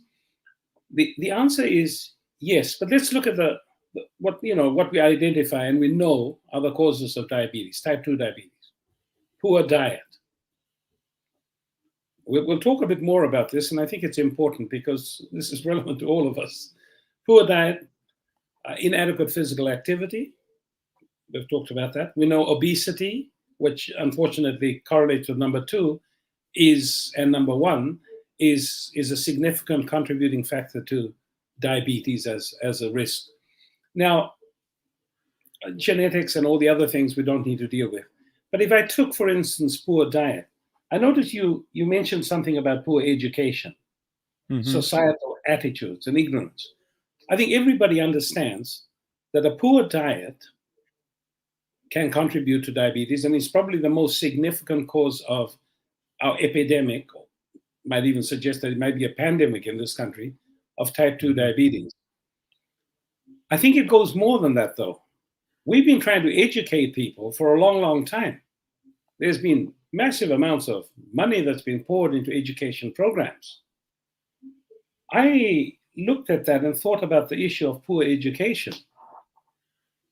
I think what we really need to worry about is the amount of indoctrination that our current society faces, particularly the young of this society, when it comes to the risk factors, such as poor diet.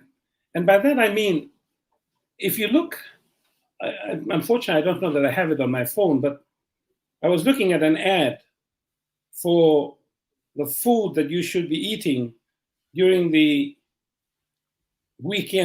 long weekend in Fiji. And the ad was for, unfortunately, it's not here, but the ad was for 3 things: chips and I think sausages. I think it was a hamburger with Coke on the side and something with ice cream. The point I'm making is, on TV, one of the commonest ads that you will see are specifically for the type of foods that we know definitely contribute to diabetes. Shows fizzy drinks, sugar-sweetened beverages are advertised all the time. They sponsor massive games and all sorts of allocations. We know for a fact that, I won't call it junk food, but food that is absolutely bereft of any nutritional, such as, for instance, rapid cooked noodles, which is just basically flour and salt and water and maybe some seasoning. Its nutritional content is 0, other than to provide you to massive amounts of high carbohydrate levels in a processed form, which get absorbed, push your glucose levels up enormously, results in a massive, release of insulin and an overload of the system that results in type 2 diabetes. These are the sort of ads that our kids see. You see sweet biscuits, cookies with cream. This is advertised. Actually, I think they're probably amongst the commonest ads on the Fiji Times. So that's the kind of indoctrination and education that we're giving an entire generation. This is what you go and eat. I'm not going to name any specific names, but sugar-sweetened drinks, the fizzy drinks, all of those colas and stuff like that. This is on TV every day. And they're the pop idols and everybody else. Now, I'm going to get really blunt about this, because we know, the research has shown, that when you ban advertising for things that are bad for you, so we've done this with smoking in the UK and in many other countries in Europe, every time we ban something like that, advertising, there's a significant drop in the usage. I think it's about time we started seriously considering this, because it's no point now trying to educate people and say, eat good, go and eat dalo and cassava and row from the gardens, if at the same time we're pumping out into our kids' eyes and into their ears this product that we know absolutely nutrition bad on all fronts, and we sit there looking at it and saying nothing. They are easily indoctrinated. They will want the cookies. They will want those packets of noodles that they just stick in water or chew without even putting in boiling water. That's a common meal in many settlements. Just straight out flour, and nothing against bread. I love my bread, but the way we cook it in Fiji is just basically processed carbohydrate. We need to really address the issue at that kind of level. We can't just keep saying, well, we'll educate people not to eat it. We need to do things that we know work. I know for a fact that there is another mode of addressing these, and that is to, what is it about tread softly and carry a big stick? Well, the big stick in this sort of situation is if you tax these things with significant amounts of money. We know that when people tax cigarettes significantly, that it starts hurting in the pocket, people's behavior changes. That's unqualified conclusions that have come out in the profession. We know that it works. We know that banning advertising works, and we know that big tax works. I'm sorry, but we can keep talking about it. But if we keep advertising those useless, non-nutritious meals on a daily basis, 4 or 5 times a day on TV, then unfortunately we're not really true to what we want to achieve. So that's my 2 pennies worth for diabetes and the need for us to address the main cause, which is poor diet. Well said. Very well said indeed. The other major factor, which is a leading cause of deaths in Fiji, is the non-communicable diseases, NCD. Now, figures I've read show that over 80% of total deaths per year occur because of NCD. Ministry of Health and Medical Services Permanent Secretary Dr. James Fong said an average of 5,000 to 6,000 people die from NCDs every year. Let me please ask you, Dr. Fatiyaki, why is this figure so grim? Why is NCD the biggest killer in Fiji? I pause just a little, Sasha, because I think we need to understand a few things. Yes. And as a doctor, I think it's important that I clarify a few of these. Please do. Please do. It's very convenient for the general populace for us to talk about NCDs and CDs, as in non-communicable and communicable diseases. And no doubt, NCDs account for 80% of mortality. And I guess for that reason alone, we should be concerned about it. But I think it's important that we separate the different NCDs from each other, because you see, under the NCD label, we've got the most common NCD that kills people, which is cardiovascular disease. We have in it cancer, which is less lethal. We have in it chronic respiratory diseases, and we have diabetes. So if I remove 3 of those and take cardiovascular disease alone, we're talking about 50 of that 80%. Mm-hmm. Now, I'm stressing this because the people who are dying of heart attacks and strokes are actually not people over the age of 70. There are people who are 40, 45, 50, 55, 60. People in their productive years, many of them with young families, and they're the ones dying from cardiovascular disease as a type of NCD. I think it's important for us to identify that, because, you see, we've been stressing all the preventative measures that we can take in terms of good diet, stop smoking, lose weight, control your blood pressure. All of those are good messages in terms of preventing the illness. And that's not to take anything away from the prevention aspect of it. But I think we stress too much that part of it and forget the part of treating people who have the illness. That's the secondary component of it. And that's the area that I really feel I need to put a plug on, because we must understand, we're not talking about people over the age of 70 dying with heart attacks and stroke. We're talking about young people, 40, 50, 60, fathers and mothers in families. And there are available treatments. And at this point, I really have to allude to a person that I alluded to earlier, Dr. Vijay Kapadia, who's been in the country, and I think he had some comments on Fiji Village, about the, epidemic of cardiovascular disease. Of all the NCDs there, cancer, chronic pulmonary disease, diabetes, and heart disease. Diabetes and heart disease, we are in the top 3 in the world for mortality from coronary artery disease. In the world, Wow. mind you. Now, Dr. Vijay Kapadi had been putting out the statistic for a long time.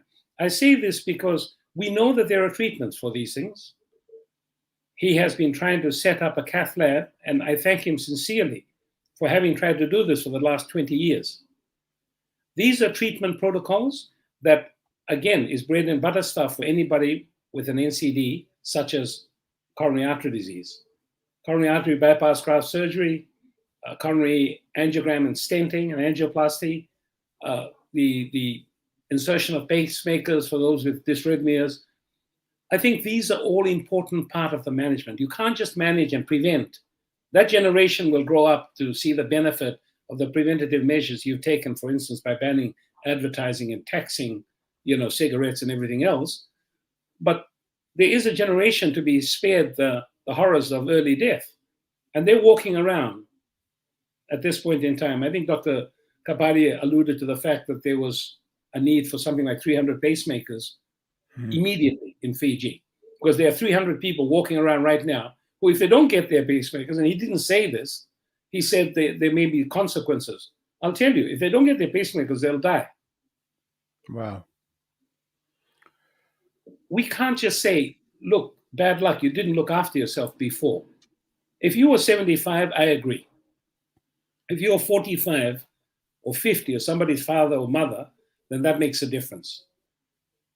I'm sad that I have to, on your forum, bring to the notice of, I guess, much of the public of Fiji, how poor the response to Dr. Vijay Kapadia's efforts have been.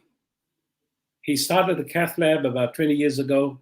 It's a quarter way there, but it's still not. He's trained young doctors to do these procedures. He's actually done the procedures with lots of visiting teams.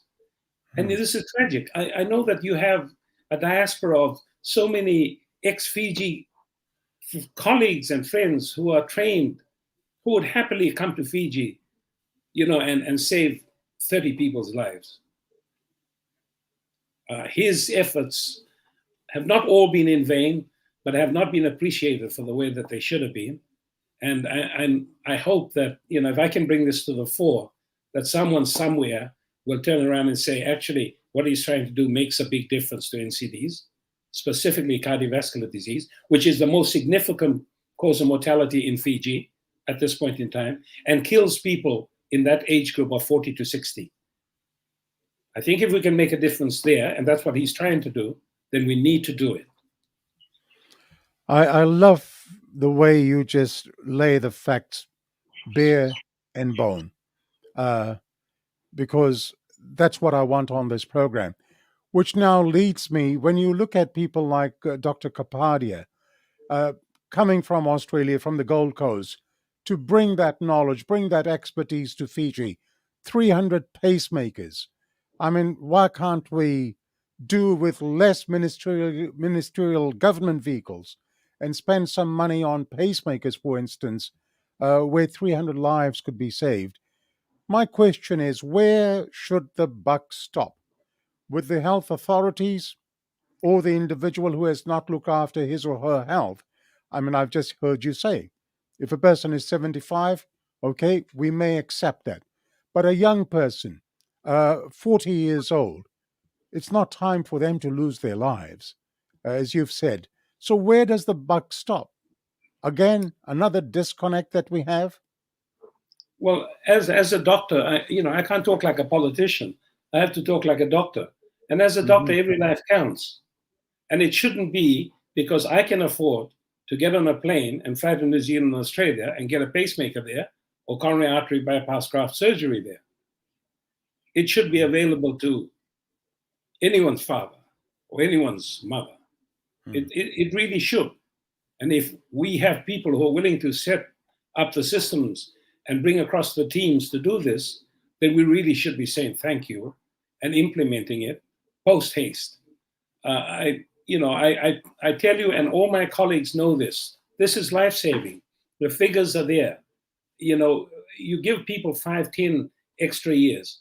I don't think we want to be putting the finger of blame on someone who probably was, as you pointed out, ignorant in societal values to, eating the wrong food and smoking and all the other things that we know have contributed to the development of these chronic illnesses. I emphasize these are all chronic illnesses. They take anywhere between 10, 15 to 20 years to manifest. So when you start smoking, to the time that smoking has affected your heart or your lungs, is of the order of 20 to 30 years. And oftentimes when they've indulged in poor eating habits, it was ignorance. And therefore, as a doctor, I tell you their lives are all worth it. And we should make all efforts to make a difference, as is Dr. Kapadi and his teams in trying to bring this to the fore. He's a lot more diplomatic and passionate about it, but I can't. Really, the guy's done. If he could be knighted, I'd recommend he be knighted. Yes, but people like Dr. Kapadia don't do it for any honors or any accolades. They do it from the generosity of their heart, giving something back to the country that he grew up in. And that's what a lot of people of Fijian descent in the diaspora, they want to give back to their country. But when it comes to going through the hoops, the bureaucratic mumbo jumbo, it just stops. And that's the unfortunate thing. That's my view. I welcome yours if you want to say anything on that before I move to my next question. No, a lot of my comments are addressed to my colleagues who are in the wheels and in the machinery of power. Dr. Fiona Riddell, that we alluded to earlier, who made a comment about the state of the CWM hospital, who has been coming to here for over 20 years. And one of her complaints was that she had no responses. What does it take for a response from the ministry for a person with expertise and who's donated, their time, their money to come here, who wants to help, to have a response to a simple question about where we're going? And I know my profession doesn't think like that. I know we are grateful.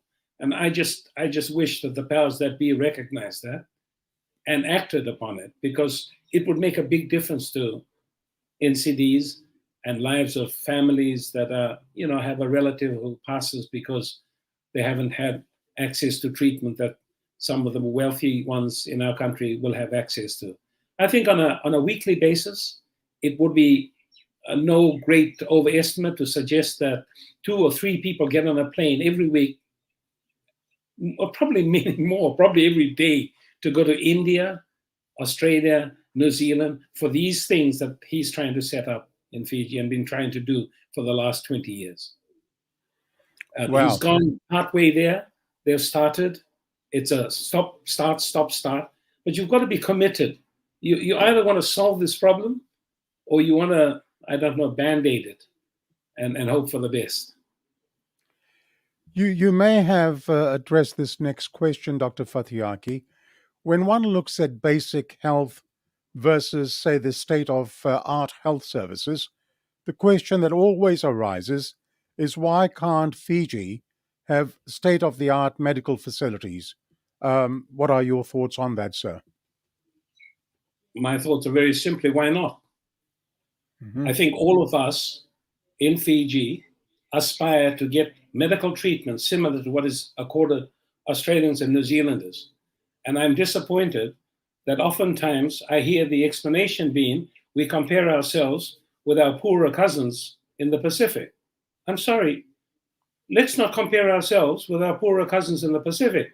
Let's aspire to our cousins in Australia and New Zealand and hope that the rest of the Pacific can come on board and aspire to that. I think it's how should I put it? It's a foregone conclusion that if you think that we're doing fine with where we're at, that's unacceptable. That's unacceptable, I know, because oftentimes the people who are in power are the first ones to get on a plane and travel abroad for the treatment they know they will get, which the rest of our population should aspire to. So, the simple answer is why not? Why not? If it saves somebody's life, why not? What price is life? At the end of the day, that's the question we all need to ask. Have a drink of water, Dr. Fatiyaki. I'll come back to you in just a moment, sir. Thank you very much for those people with your likes and your love heart emojis. And I'd also like to thank those people who have sent stars to SSTP. Thank you very, very much indeed. So keep those emojis coming as Dr. Fatiyaki speaks, and keep those comments coming as well. Now, with this current government, Dr. Fatiyaki, when it came into power, there were a number of commitments, promises, undertakings made. Use any word you want to explain it. It was said that things were going to be done. I'm going to now ask you a round of quick fire questions to see whether these machines, technology, etc., were implemented, whether they are functional, or whether they've just gone plain and simple kaput. And you may answer yes, no, in a few words. This is quick fire. So let's start. Mammogram, working or not, available or not? Available. Availability is limited. Maintenance on some of the machines is not, but generally available. All right. CAT scan, working or not? CAT scan, one of the facilities is working. The other major hospital is not working. Available through the private sector. And I think government has subcontracted the services to a couple of private operators to provide CAT scan. Thank you. MRI? The same as CAT scans, only available really in one hospital. Limited access. Services for MRI are being subcontracted to private facilities that provide it. Thank you. Ultrasound and cardio eco services were being developed. Has this been developed? Is it functional now? Ultrasound widely available through all hospitals, most likely, and most health centers. Echo cardiac services are available, again, limited, but probably generally available. Non-invasive cardiac assessment, angiography, stents, valvoplasty, pacemaker services, open cardiac surgery was being undertaken at the CWM and Lautoka. Has this started so far, and is this available? This was what I was talking about when I talked about Dr. Kapadi and his various teams that I visited over the last 20 years. Progress made, but so many stops and stumbles along the way that nowhere is it as far developed as it should have been by now after 20 years.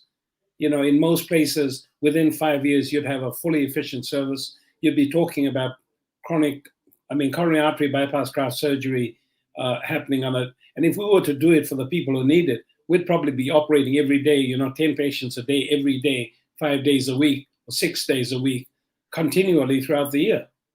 Whether we did that with our teams or whether we got part of our diaspora to come in and volunteer 2 weeks to operate in Fiji and people who need it, it could be done.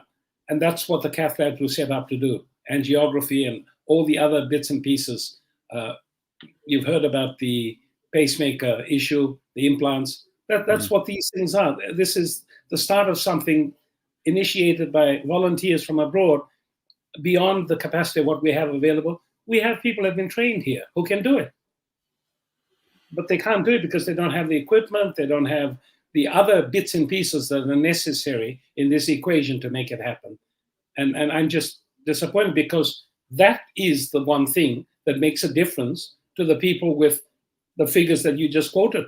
7,000, 8,000 people that die with, 80% of them die with that. And of that 80%, 50% is this. Those facilities are what they need. Along the way, but certainly after 21 years, we should be a lot further down that track now. 200 beds were supposed to be commissioned together with additional delivery suites and operating theaters by 2014 and 15. Was this ever achieved? Sadly, no. I had 2 daughters that delivered in the last year. I would not wish anyone to deliver in any of the current facilities in the public hospital. if you can avoid it. Wow. All right, the liquid cytology analyzer with an ability to screen 50,000 pap smears. Is this still available? My knowledge of this is limited, but my understanding is the initial plan is not available. All right, urology clinic with modern lithotripsy. Is it available? Is it functional? Lithotripsy is not available as a treatment for kidney stones at this point in time in our public hospitals. All right, so with this quick fire round of questions, what does it say about where Fiji is when it comes to basic health services and technology? Worse than it was 40 years ago. So And you've said that. I need, and so a need for us to get back on the right track.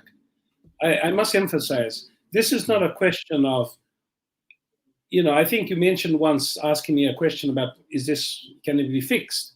Is it fixable? It's not a question of whether it's fixable. We have to fix it. We cannot exist otherwise. So, for me, it's a question of it has to be done. And the sooner we start doing it, the better. Wow. Now, Dr. Fatiyaki, assuming that there was a change of government and you became the Minister for Health, let me address the health system issues with you. Now, please be careful that you don't get FICAC'd. I wouldn't like to see that happen.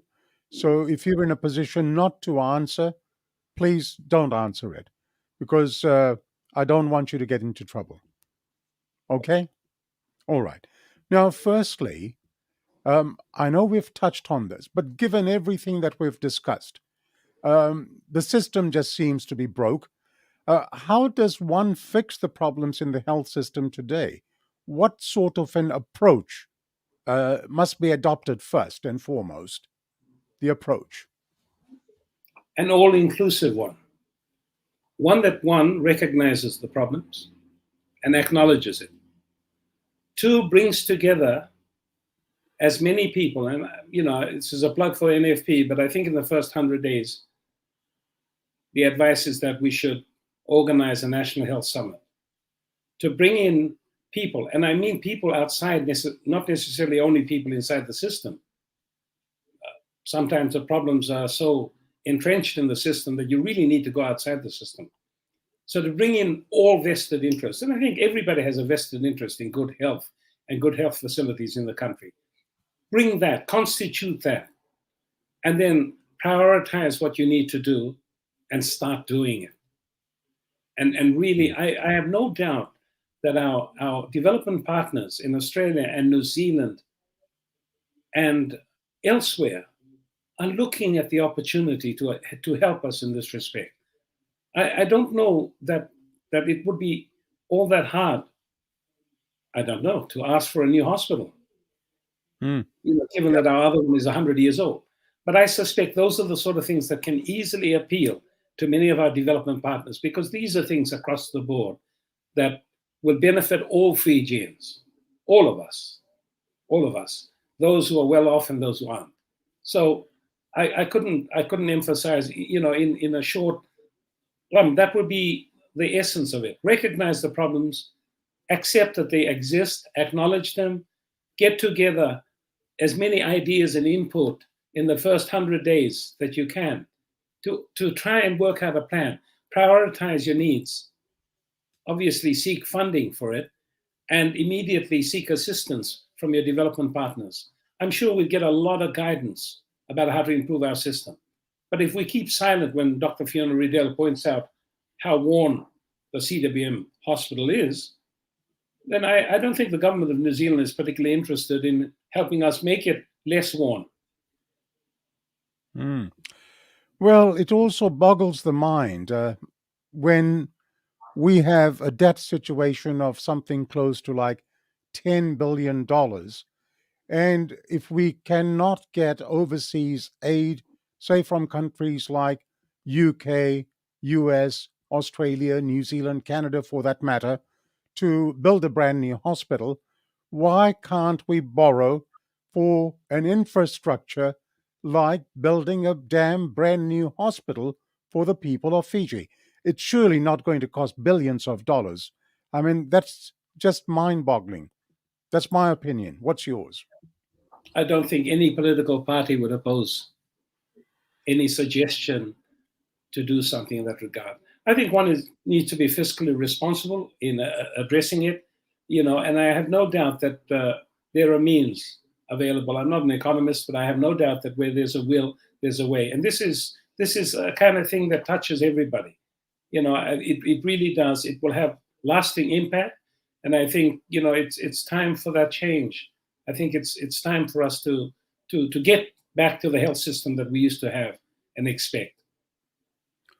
All right. And in terms, and again, I want to reiterate, and I believe you mentioned that in the first part of the program, what we're discussing here today, we are not in any way trying to allude to the performance standards, to the hardworking nurses, the doctors, the medical personnel. We love what you are doing under such extreme circumstances, and all hats off to you, because the public of Fiji realize the hard work that you do under extreme circumstances. So to the people in the medical profession, SSTP says, thank you very much. God bless you all. My question to you, Doctor, is that do we have qualified personnel in Fiji to raise the standards of health in Fiji, or do we still need overseas medical assistance in terms of personnel and expertise to work together in a spirit of cooperation? Absolutely. I think the answer is yes on both counts. I think we haven't exploited adequately our resources. And like you, I thank all my colleagues who continue to go to work every day and work really hard hours in the hospital system, trying to provide the best of the service they can with what they've got. I know we can do better. So the answer is we certainly have, and we can exercise that. But that's not to take away anything from suggesting that we could use assistance of people who've done it before, people who know what an adequate health service constitutes. And I think we can get all the assistance we need, and I have no doubt it will be forthcoming. I have no doubt that our neighboring countries, our vuvale, our families are there. I have no doubt, like you, that there is a diaspora of professionals. And I share this with you, Sashi. In my class, there were 9 of us out of a class of 33 that became doctors. I'm about the only one left in the country. The other 8 are eminent professionals, cardiologists, surgeons, ENT specialists, emergency room physicians. I have no doubt that these are people who have Fiji at heart, who have family here, who would happily volunteer a week or 2 to come and help our services as we got to stand on our 2 feet. So I think there's a lot of potential out there in terms of what we can do and what we can aspire to do. I'm even going to go a step further. If there was a very transparent consultative process, if a national fund was to be created, people of the Fijian diaspora living right around the world would happily contribute. If each one of those people contributed, say, $100, I mean, you can well imagine the thousands of people living abroad could give from their heart. 100 is just a minimum amount that I've just mentioned from the top of my head.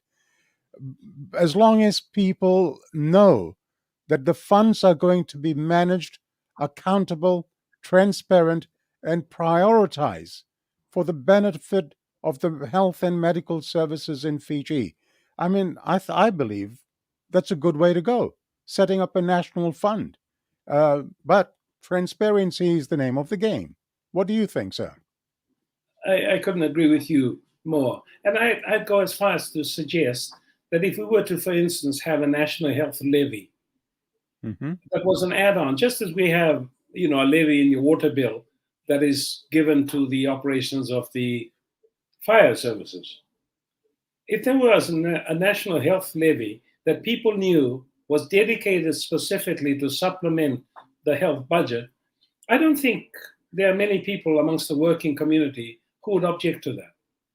It would be a small amount, but it's a sort of thing that across the board, I think, would receive widespread support because they could see the benefits in it, and they know that one day you may need the services and the facilities in the hospital. And I have no doubt that extended amongst the general public in Fiji would be probably welcomed.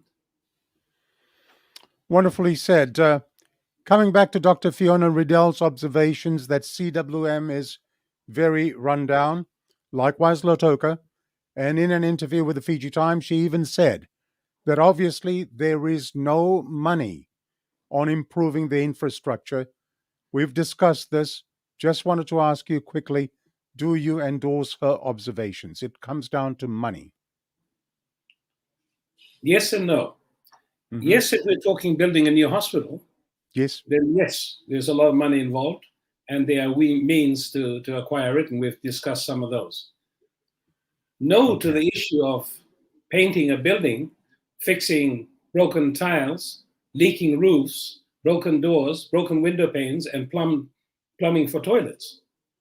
The answer is no, that does not require a lot of money, and that requires, I think I said earlier, that requires pride, a lack of pride.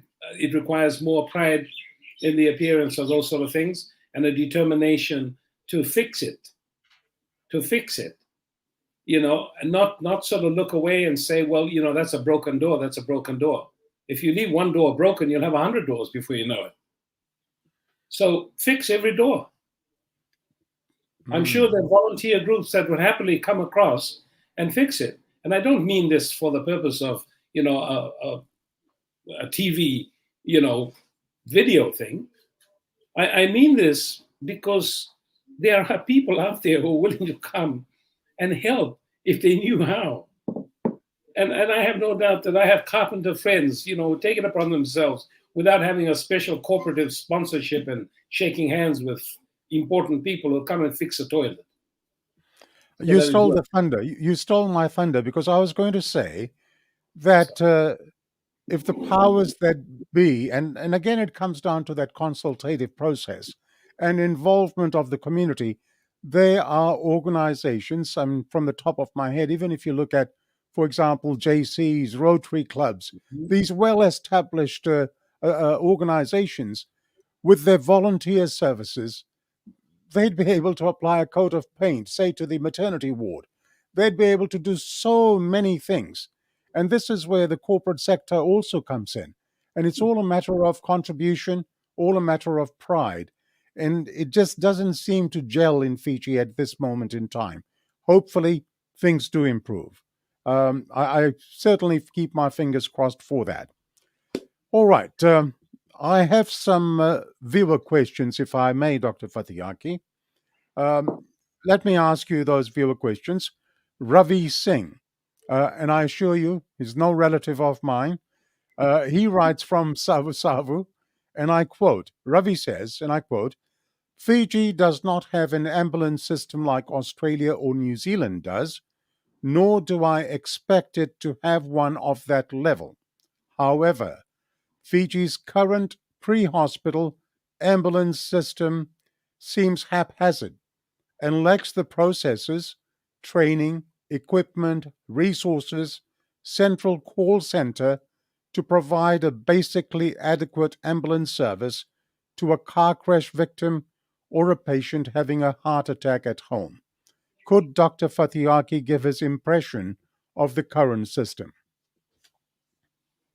Ravi, thank you very much for that question. Like you, I also recognize the shortcomings in the current system. I should point out that the ambulance services that operate in Fiji were very much part and parcel of, I remember there was an ambulance service that the hospital provided. They actually garaged the ambulances and sent them as calls came in. Then subsequently, we had I think St. John's that ran the ambulance service. but in a very, like you rightly point out, in a very haphazard fashion. The individuals that were traveling with the ambulance services were often just drivers, and occasionally, if you could spare a nurse from the wards, they would accompany it. But to actually have trained paramedics, we were really, I don't think we've really extended beyond that. So I think we certainly need to recognize, and I think all of us, all clinicians know, for instance, when a person has a heart attack, that we talk about that golden hour. That golden hour is what determines, in many cases, whether you live or die. And it's important that the people who arrive on scene are completely equipped as well as trained. And I think that's where we need to begin. We need to have an ambulance service separate, removed from its initial ties to hospitals and other, similar to what they have in Australia and New Zealand. You need to have an independent service with a central call authority, rather than, you call 3 or 4 different places to try and get an ambulance organized. You need to have a funding model. You need to have paramedics. I don't hear anybody talking about paramedics. I mean, they just say these are the ambulance people, and if you're lucky, you get a nurse. If you're very lucky, you might get a doctor. There are specially trained people who only train in the, not just first aiders. I mean, we're talking about people who put you on life-saving support measures, irrespective of what the condition is, who are trained in that. And that's a degree course in most places, in universities. We have 2 medical schools, and I have no doubt that the basic knowledge necessary to train a paramedic is already there. The teachers are there. It's just a matter of directing them to form a course. I think it's an opportune time for the education, the higher institutes of learning, such as the University of the National University, and certainly the University of Fiji, the Umanand Prasad Medical School, to consider setting up a course for paramedics. We need professionally trained people to apply the necessary measures in a professional manner in the first hour that the ambulance is called. I agree. The logistics of organizing the ambulance service, you can't have them calling police, fire, hospital, St. John's, hoping to get an ambulance. You need it more coordinated. Ambulance care and paramedic care is a critical, important component of it and needs to be addressed big time. There are volunteer facilities, corporate clients I know. Westpac look after a helicopter rescue, I understand, in Sydney. And I have no doubt that these are the sort of things that you can get assistance with. We will look to our family in Australia and New Zealand to give us guidance, but they've been doing this. And they've got ambulances to donate. I mean, they've got an ambulance fully equipped to literally just hand over to us, because I understand that every 3 years to 4 years, they re-equipped and re-established there. So again, I think the how shall I put it, the limits are endless of what you can do if you're committed to doing something like this. But thank you, Ravi, because that's an area that's been, I guess, neglected and is a very important component of critical care, particularly in that first hour. Well said. Ravi has a supplementary question, and I'll ask that as well, Dr. Fatiyaki. He says the current government proposal to undertake cardiothoracic surgery in the way of coronary artery bypass grafts for patients. What is your take on the fact that in Fiji, we are not able to provide basic essential primary health care and medications to thousands of people, and yet there is a proposal to provide cardiothoracic surgery, which is one of the most expensive surgeries cost-wise, and which will only benefit a handful of people comparatively? Thank you, Ravi. I think I need to dispel some misconceptions. And the first misconception is the end of that last statement of yours, which is that it will benefit a disparatively small amount of people. Relatively. Yes, only a hand. Says that which is one of the most expensive surgeries cost-wise, and which will benefit only a handful of people comparatively. Okay, so the simple answer to that, and I think I've answered this in an earlier conversation we had about the formation of the cardiac lab and providing secondary and tertiary specialist care. And I did point out that certainly a lot has been done in terms of trying to, prevent the onset of cardiovascular disease, for instance, by stopping smoking. I think we can do a lot better. I talked about banning it completely, advertising. I've talked about taxing it out of the roof so that it starts hitting the pockets of people and people changing their behavior. You can legislate to ban the sale of cigarettes, in small quantities. I think some of that's been done. You can ban sugar sweetened beverages being advertised. We know that affects behavior. You can tax it so that it's so expensive to drink a sugar sweetened beverage that you might be easier to drink a little fresh coconut for $2 Yes. rather than pay $10 to drink a bottle of fizzy sweetened sugar, water. But I mean, these are all the preventative measures. And it's like I said, we can't just look at the spectrum of preventing these young people getting these diseases when they're 40, 50, and 60. We can't forget about the 40, 50, and 60. And that's where I disagree with the presumption that somehow only a small amount of people. Dr. Vijay Kapadi has been banging his head against the table trying to tell people, look, people are dropping dead left, right, and center every day. It is the commonest cause of death, and it is the commonest cause of mortality in men 40, 50, and 60. And heaven forbid, our life expectancy, I think at last count was 68 years.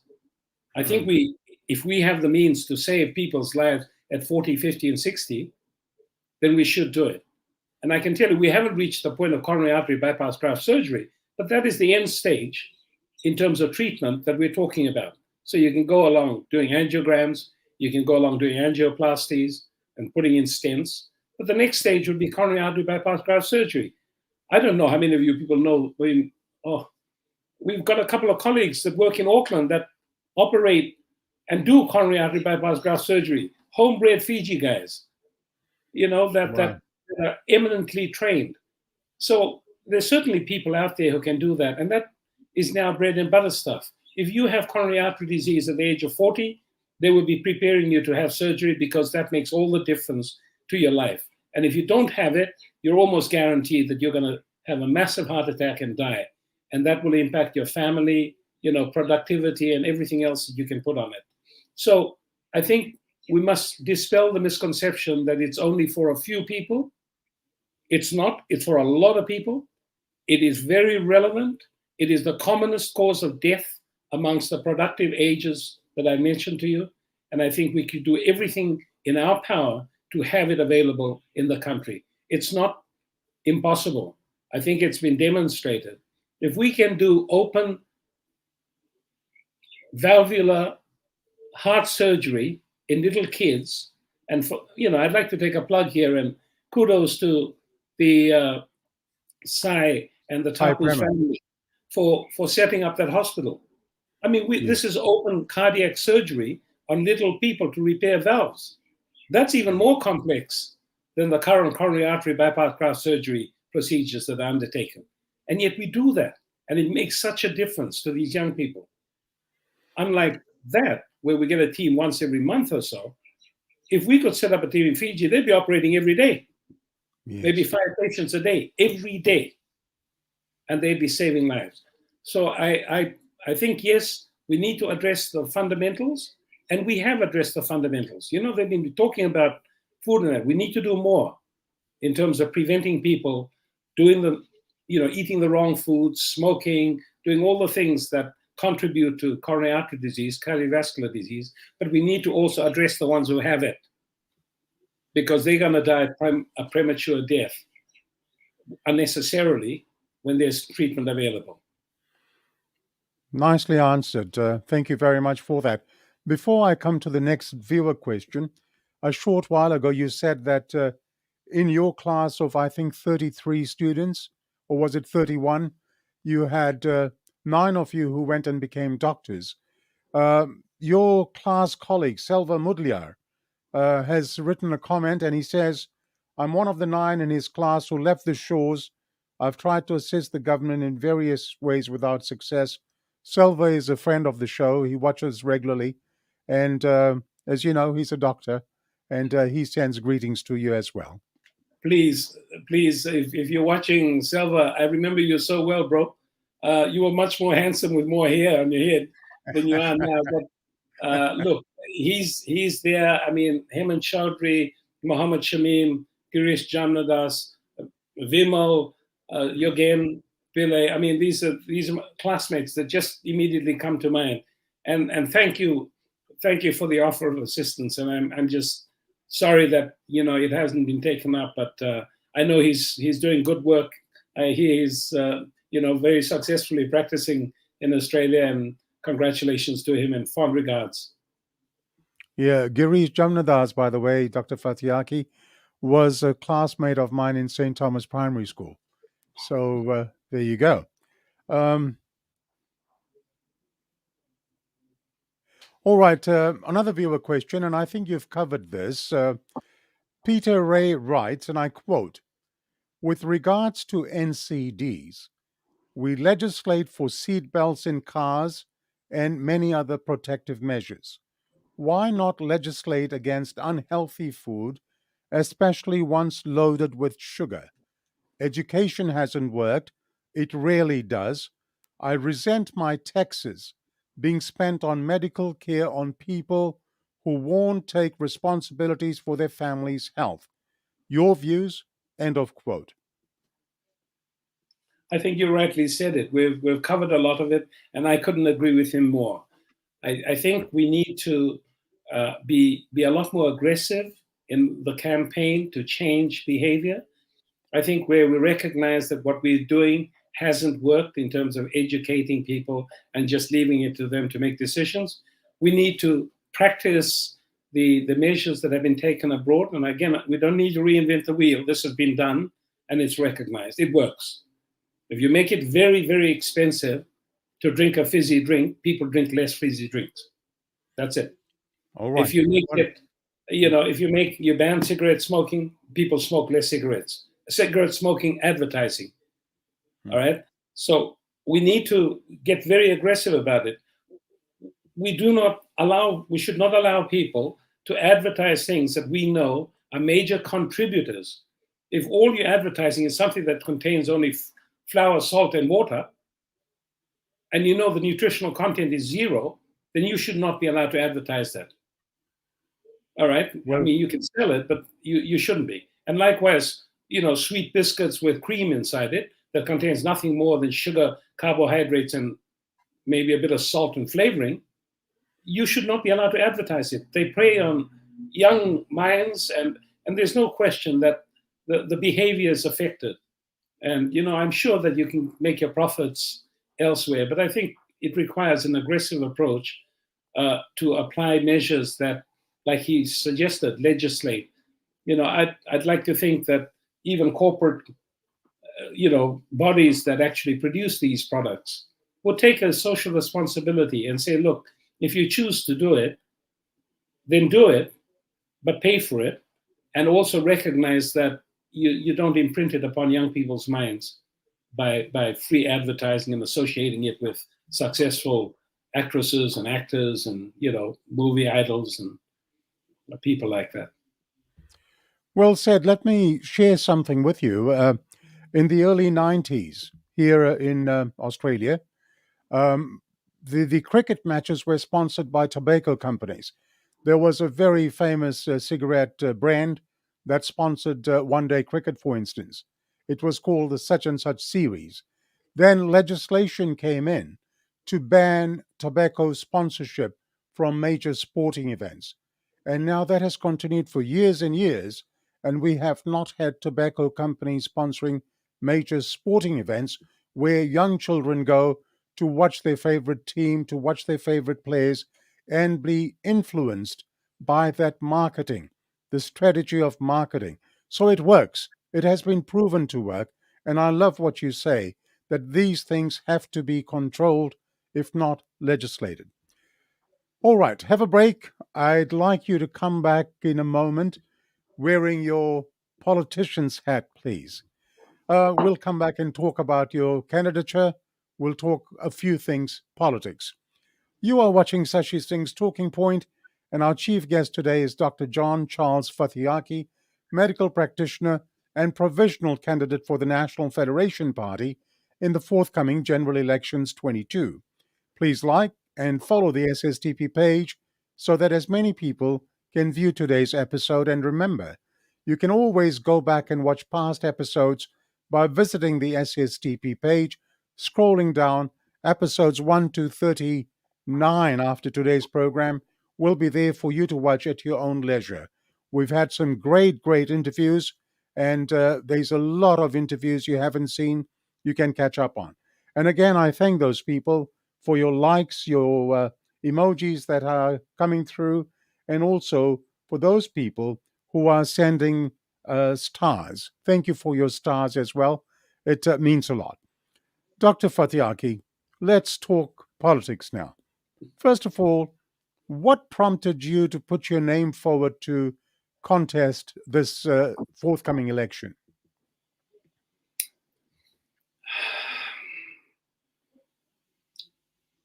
First and foremost, I must confess that my decision was greatly influenced by an approach from Rotumans on the island, Rotuman chiefs in particular on the island, and a Rotuman diaspora group in Fiji that suggested that I might consider standing, as there was a desire for some of the issues related to the island and its development be addressed, as they felt unrepresented over the last 8 years.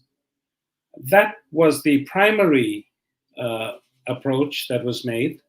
But secondary to that, I think, I'd reached a point in my life where I had a bit more time in my hands, and I think a desire to maybe contribute in some small way towards the life that I had as a young man growing up in Fiji, and contributing in some way, whether it's in the field of health or rural development for the minority communities that may feel unrepresented with the current electoral system, and maybe address some of the issues that pertain to their difficulties that get lost in the mix of all the other things of import to the major population centers in Fiji.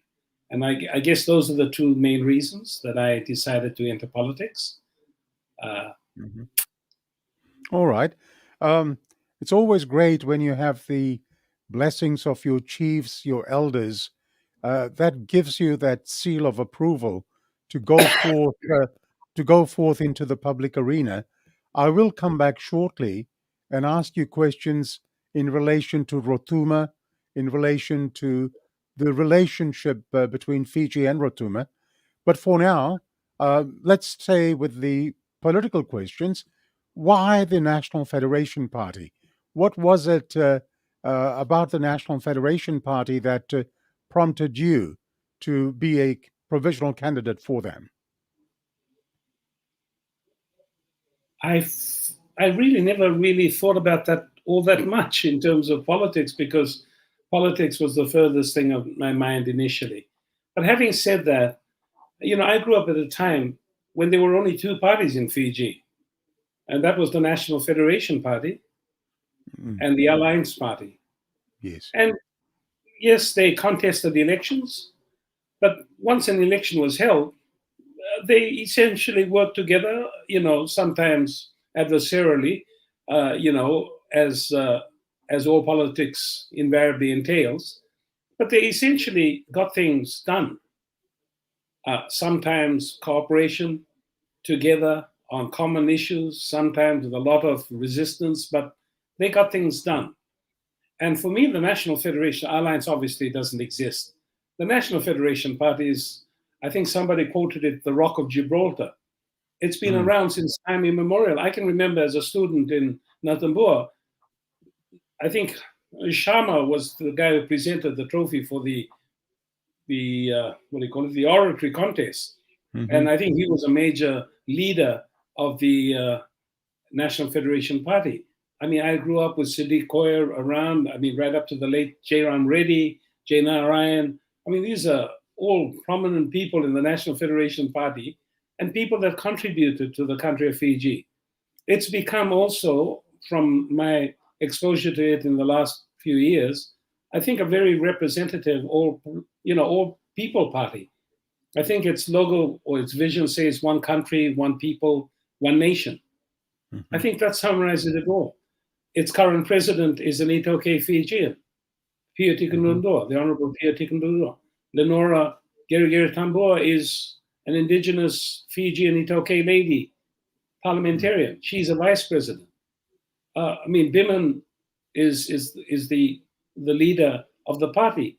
But I think that reflects on the multiracial nature of the party, multi-ethnic, multi-religious. If you have the opportunity to read its mission statement, there was not one single thing that I differed from. And so it was a natural choice for me, and I have no regrets about it. Let me ask you, you mentioned earlier on about the plan of the National Federation Party in terms of the first 100 days plan. Without saying anything that might get you FICAC'd again in terms of costs, etc., broadly speaking, what are some of the plans that the NFP proposes in the first 100 days? I have to limit the answer to a few. Absolutely. Yeah. But if I take health, for instance, the convening of a health commission, and I mean an all-inclusive commission to immediately address the issues. You've got to identify the issues that you've got to address, and you need to do it quickly so that for the next 3.5 years or 3 3/4 years, you can put into play the necessary steps that you are going to put to address the shortcomings in the health system. So there for health, I would envisage that in part of that vision statement, we have things such as the Education Commission, convene an Education Commission. We know that there's numerous areas in the education system, from disgruntled teachers, unions, the method by which principals are appointed, the method by which the funding, the transfers, I mean, there's so many things related to the education system that are not in sync with the very people who actually teach the children. So obviously there's going to be a need for an education commission. I think there are some concerns relating to, the running of parliament, the passage of laws under certain provisions that is not in keeping with the principles of what we would consider democracy, where there's debate, reviews, revisions, reference to committees that will scrutinize bills. The bypassing of those sort of protocols that we consider part and parcel of normal political discourse in the country. I think these are issues. I know that there was an issue related to something that is held very dearly by many Fijians, and that is a decision to repeal Bill number 17, I think it is, Yes. that pertain to Itoke lands. I think in the vision statement, there's that in the first 100 days, a promise to relook or repeal that. I think there was a commitment for a reaffirmation for the Rotuman people of the Rotuma Act and Rotuma Land Act that pertains to the governance of Rotuma and its island and its people. I think there's some of the general issues that relate to addressing, a whole host of issues. And like I say, you can go through, but those are some of the most important things that need to be constituted in the first 100 days that need to be done to try and put us on the right track in terms of what we hope to achieve then over the subsequent 3 3/4 years. And are there any thoughts at all of setting up a commission of inquiries, for instance, to look at different aspects of governance in Fiji? I would have to leave that to the legal experts in the party. I would suffice to say, I would, at a personal level, I'm not really too interested in really looking backwards too much. I think we've got enough to do looking forwards. Somewhere along the line, we may see it wise to convene such a commission to examine areas that might be beneficial to us as a nation in terms of avoiding the pitfalls that have befallen us over many years, that have resulted in coups and other such events. But I think in the immediate future, I think we need to focus on our issues and problems. I think the people, if they put us in power, would want us to focus on those rather than continue to look back to see, who I can pull before a commission to try and justify what they did. I think there's time aplenty to address those issues, and I don't think they're high on the list of priorities. Well said. Now, what about your views on the Fiji First Party's complaints to the Supervisor of Elections in relation to the National Federation Party? Any views on that? I'm hardly a full politician yet, but the answer is I'll answer it as a layperson and as a person who loves this country. It's sad. It makes me sad. It's unfortunate.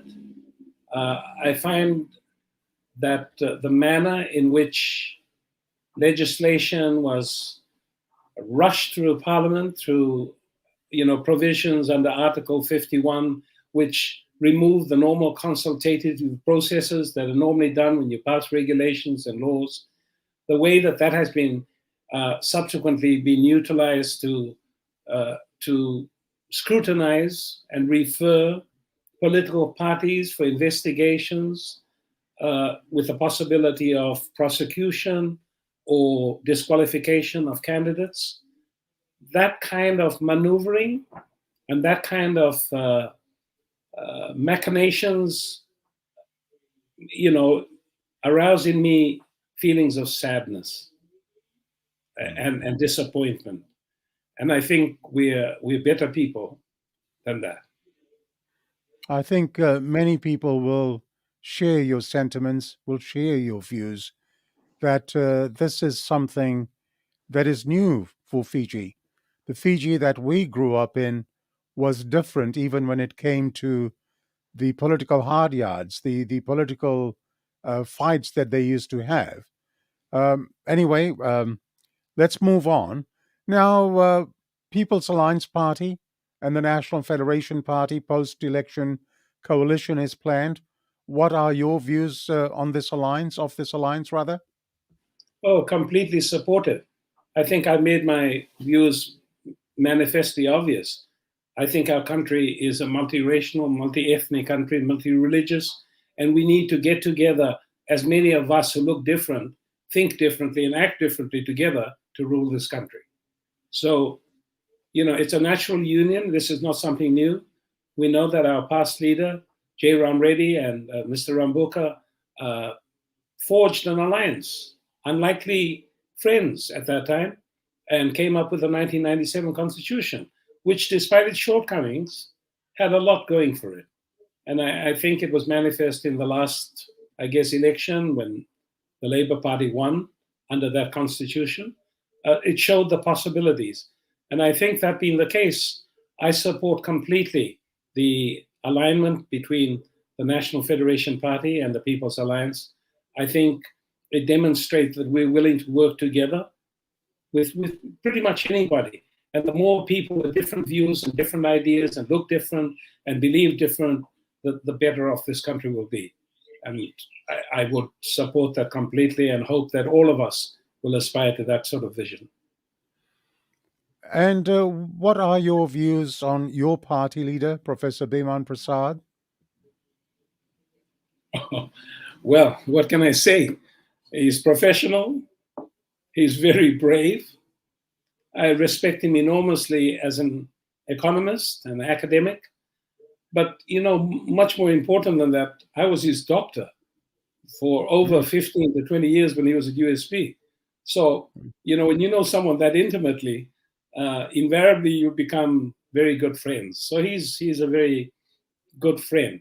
I trust him. I think he's a good leader. I mentioned those attributes of his character that I admire: his professionalism, his bravery, his willingness to confront what needs to be confronted in Parliament when he sees, injustice, and I admire him for it. We all have different personalities in how we approach issues, but most importantly, I see him as my friend. Nicely said. And what about the leadership on your coalition partner, Mr. Sitiveni Rambuka? Any views on his leadership style? I respect him. He has admitted in public and apologized for his involvement in the 1987 coup. Look, at the end of the day, how genuine he is with that is something that he has to make peace with his maker.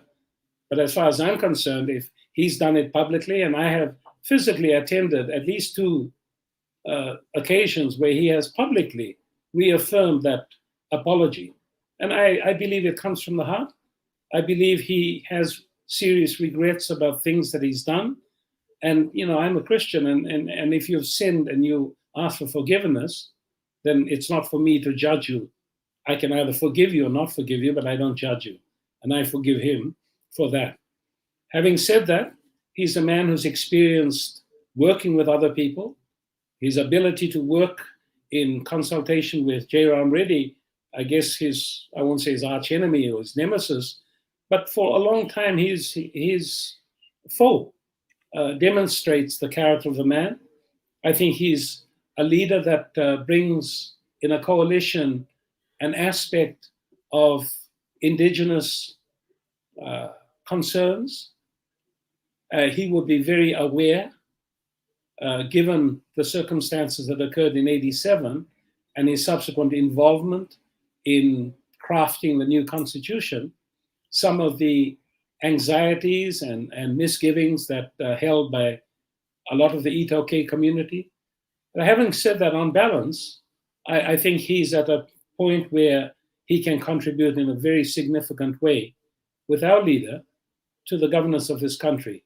And I think people who are willing to give their best and give their efforts, I find that he's been reasonably very restrained in terms of his comments about government and about the particular case that is going on against the investigation. He's been very restrained in his comments about it, and I think speaks to the character of the man, who's not judging anything, will go with the flow.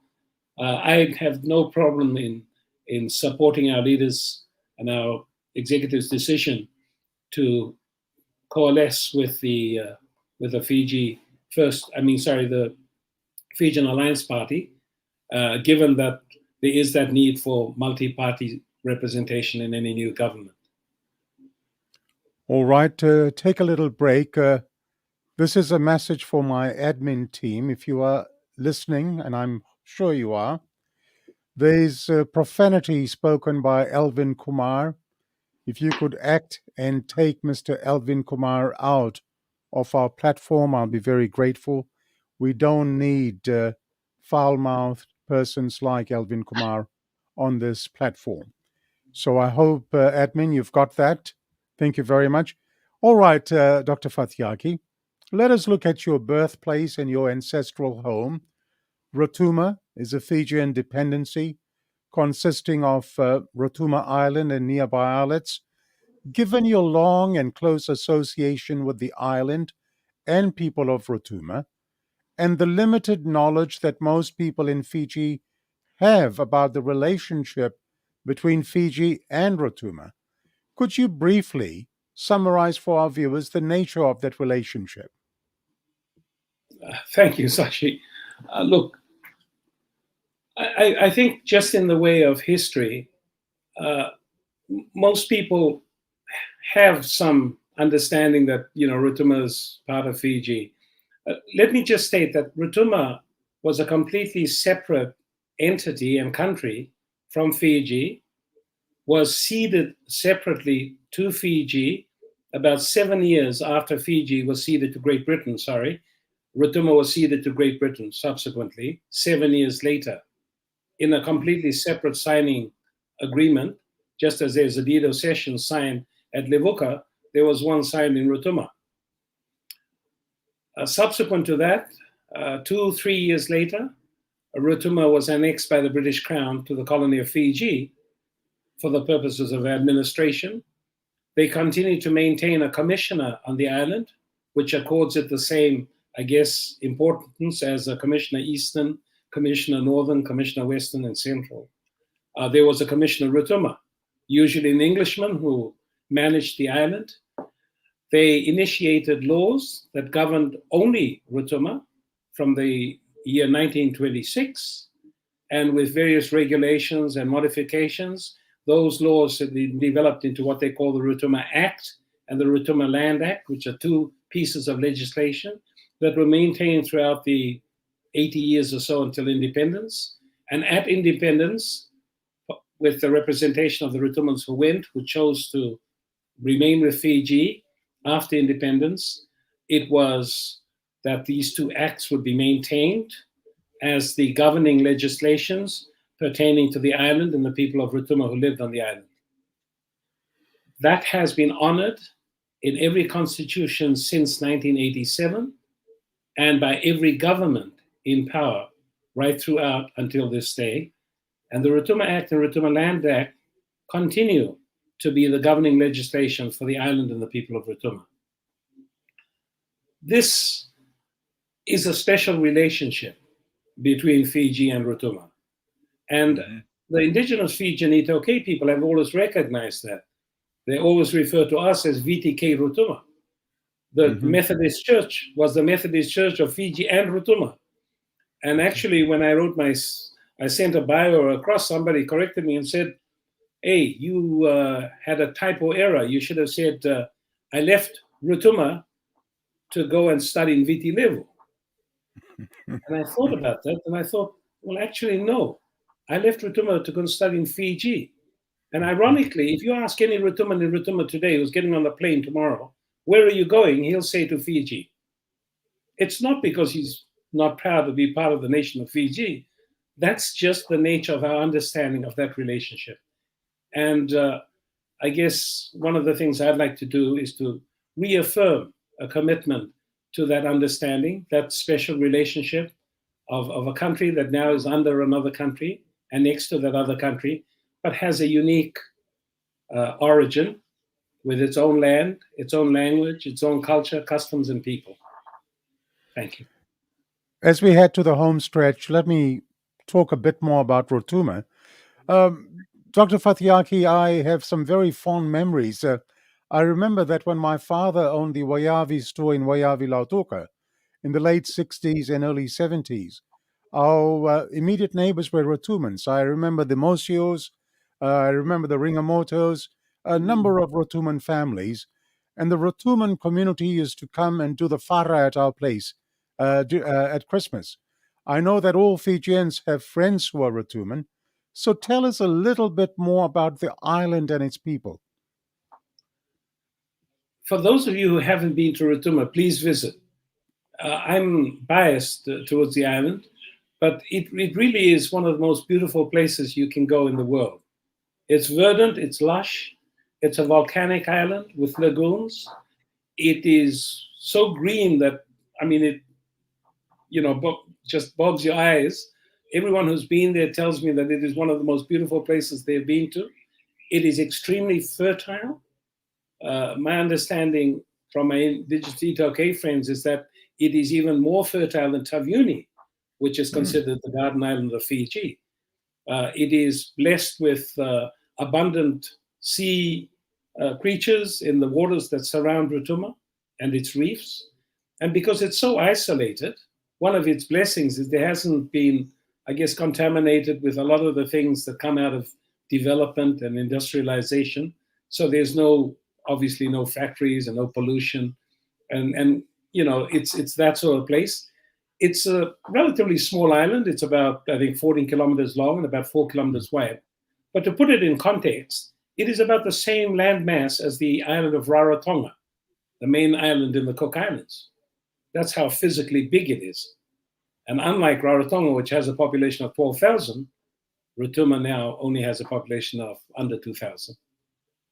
Okay. Now, how does one get to Rotuma? By boat, or can we fly? My advice would be fly. We have a wonderful airstrip that was built, thank you to the government, in 2018.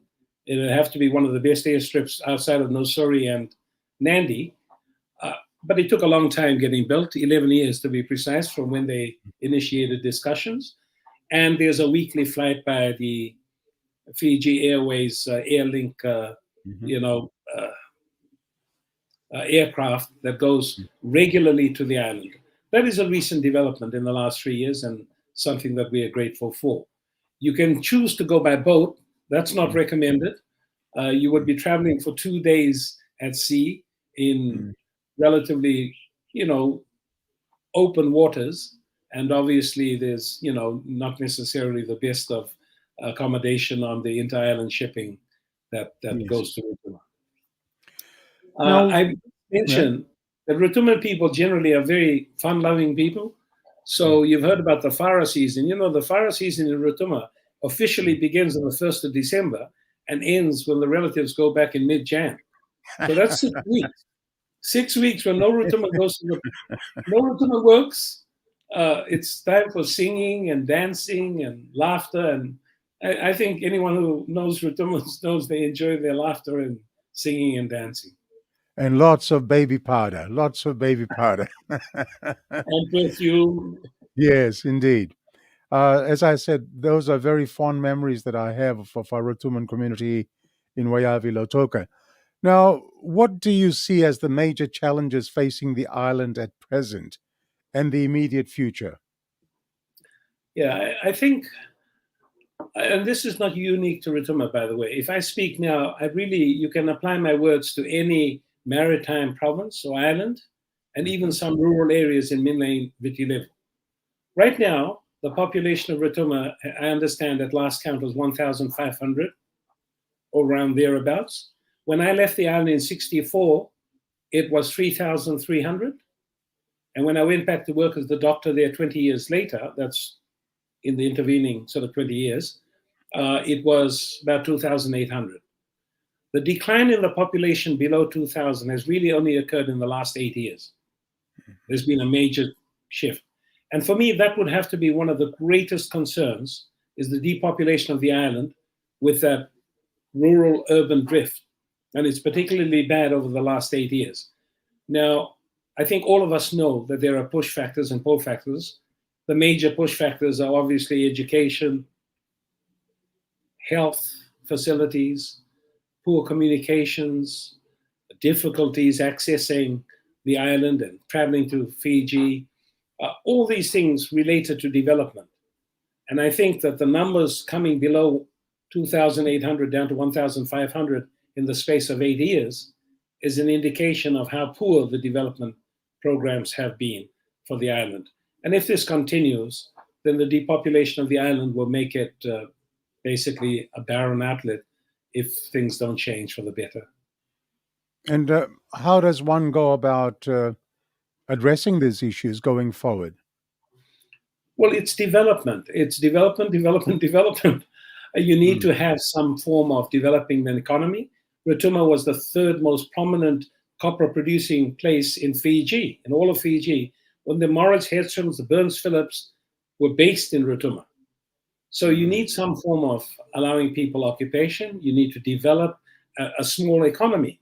We have a fisheries resource in waters defined as Rotuma waters that would probably, if people were to exploit it, could easily provide for the sustenance and of a population on the island. Development in terms of communications. I mean, we couldn't do this if I was in Rotuma. And in this day and age, with technology available, why shouldn't we be doing this? You couldn't. The flight to Rotuma used to be $630 one way. Doesn't government have some responsibility for ensuring that that's my road to my house? If we truly are part of Fiji, could we please have our road, cheaper? It's down to 380, that's one way, which is still expensive, but a big improvement. The monthly shipping is very poor service. When the price hike of fuel went up recently, Gaunda Shipping decided to not go to Rotuma and Moala in Lao.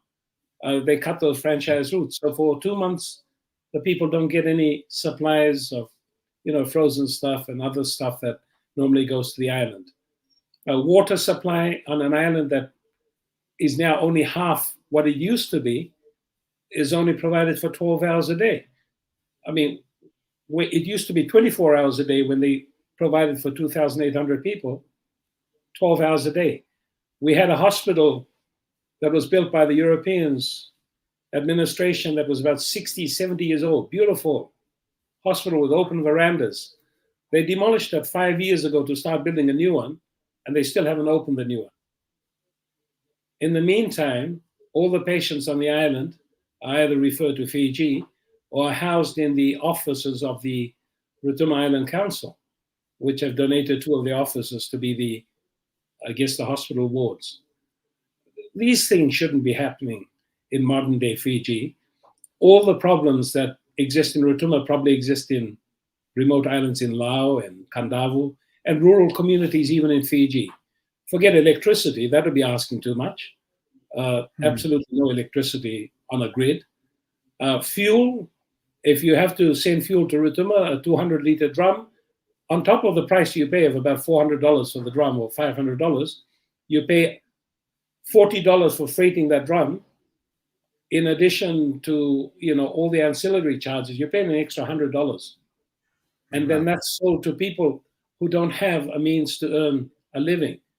I think this is what I mean when I say that there are unique issues related to a lot of isolated communities, which the current electoral system doesn't address. And it's probably why my community approached me to stand, to give voice to some of these issues. But they're not insurmountable. I think with any government that comes into power, they can easily be addressed. They're a microcosm compared to the bigger issues that affect the country. Okay. Now, a sensitive question for you. Do you think that Rotuma has been treated as the prodigal child by Fiji? In the biblical context, the prodigal son is the guy who gets his inheritance from the father. He goes off and squanders it, and then he comes back home with nothing and begs for forgiveness. Rotuma was not part of the father. Rotuma was an independent family on its own. He didn't take his wealth from Fiji and squander it. So he's not prodigal in any biblical sense of the word. Rotuma came to Fiji with land, its people, and seas that surround it to the extent of halfway to Yasawas. All that is now included as part of Fiji, and Fiji's exclusive economic zone is no longer counted from Yasawa up. It's counted from Rotuma up. And so there's a massive amount of sea that's been given to the father. So I think the term prodigal is probably not the right one. The son came with a lot of things and is just asking for a little bit of autonomy in terms of determining its development, assistance in the provision of basic services, so that people don't have need to continue to come to Fiji to seek the things that we all live in Fiji for. Now, there was a time when the Prime Minister said that no Fijian would be left behind. What of the Rotuman population? How have they fared? Each Rotuman would have to answer them themselves. But I'd say they fared poorly. They are being left behind. And I emphasize, this is not only for Rotuma. I'm sure that Laoans in the remote islands and Yasawans in the remote islands have the same issues. They don't get electricity, they don't get water, they don't pick a telephone and call anybody. Well, they probably do in Yasawas, but they certainly don't do in southern Laos. They have to pay exorbitant rates for everything that you buy in Fiji. You can add an extra 10 to 20% onto the price of that, to the people who actually probably have the lowest income in the country, because there's no means of being employed other than by government. So I think these are issues that relate to all of them, as well as to Rotuma. And I think these issues need to be brought to the fore by representation in Parliament. You may have answered a major chunk of my next question, but what would you like to see in terms of greater emphasis for Rotuma? In what areas? I think in development, I think our experience over the last 10 years is I think government has good intentions. There's an allocation, I think, of almost 1.5 million for development on the island. Unfortunately, other than the airport, every other development project, and I don't want to go through all of them now because there's at least 6 or 7, but every development project has failed to the tune of 1.2 million, 1.4 million, significant amounts. Now, obviously, the money's been allocated, it's just never been implemented properly. Now, I would think that for Rotumans, now, the feeling is, look, give us a degree of autonomy in determining our development. We have a vested interest in making it work. Allocate the funds to us. Give us the degree of autonomy that's recognized and reaffirmed in the Rotuma Act and Rotuma Lands Act to let Rotumans develop Rotuma as they see fit under the government of Fiji. That's my plea. Wonderfully said. Now, as we're really approaching the end tape, they say, how is your campaign going and how confident are you with the support that you have?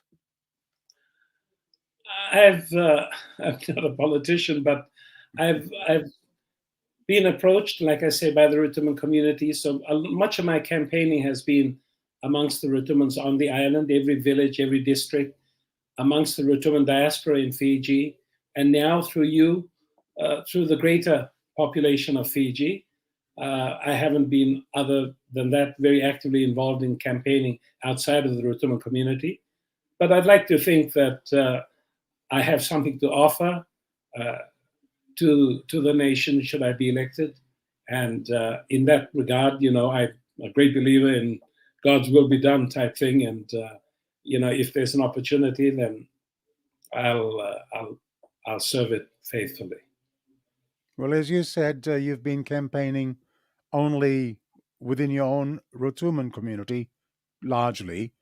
I'm now giving you an opportunity to deliver a message to the people of Fiji. What is your message to the people of Fiji? Well, first, a belated happy Prophet Muhammad's Day to all of us. Mm-hmm. An early happy Fiji Day to all of us. A blessed Sunday to all. Elections are around the corner. I believe it's time for a change. I believe that the National Federation Party and its coalition partner, the Fiji Alliance Party, has the opportunity to effect some change, significant change that will benefit the lives of the people of Fiji and the country. So I ask you to all go out and vote. It is an important time for everybody to exercise their democratic right to vote. And if you see it within yourselves, then please support what you see behind me. Support the National Federation Party, support a candidate from one of those parties that are committed to changing the status quo in this country. But otherwise, God bless Fiji. Well said. And Dr. Fatiyaki, finally, what comments, if any, do you have on the SSTP program that you've just participated in for the very first time? All I can say is I feel deeply honored and privileged. Thank you, Sashi. I think you serve as a medium by which a lot of different opinions can be voiced freely without rancor. I mean, this is, a free discussion we've had. I've said what I felt needed to be said, and you've been a very gracious host in permitting me this platform and in conducting the entire interview. And I think it's been fair. The nature of the questions have been fair. I think that there's the opportunity to have a positive impact in terms of disseminating information. And I think you do that wonderfully. I don't see you as being partisan in any particular way. And I congratulate you for it. And I hope that your viewership, continues to grow. Thank you. Dr. Fatiyaki, a big Vinaka Vakalevu to you, sir. Dhanyavad, and thank you very much for being chief guest in episode 39 of Sashi Singh's Talking Point today. It has been an absolute pleasure to have you as chief guest. I thank you for discussing with me matters of importance for Fiji and for Rotuma, as far as health services go, as far as the general politics of the nation. And I hope, like I, that our viewers found this episode absolutely interesting. Now, before you go, let me, through you, please, extend an open invitation to your NFP party leader, Professor Biman Prasad, to nominate other provisional candidates to participate in future SST programs. What do you say about that? We would be absolutely delighted to. We have a mixture of very talented individuals standing for the NFP who have a genuine commitment towards that vision of one country, one nation, one people. And I think you'll have much to discuss with others in the party, and I would certainly recommend highly that they avail themselves of that opportunity.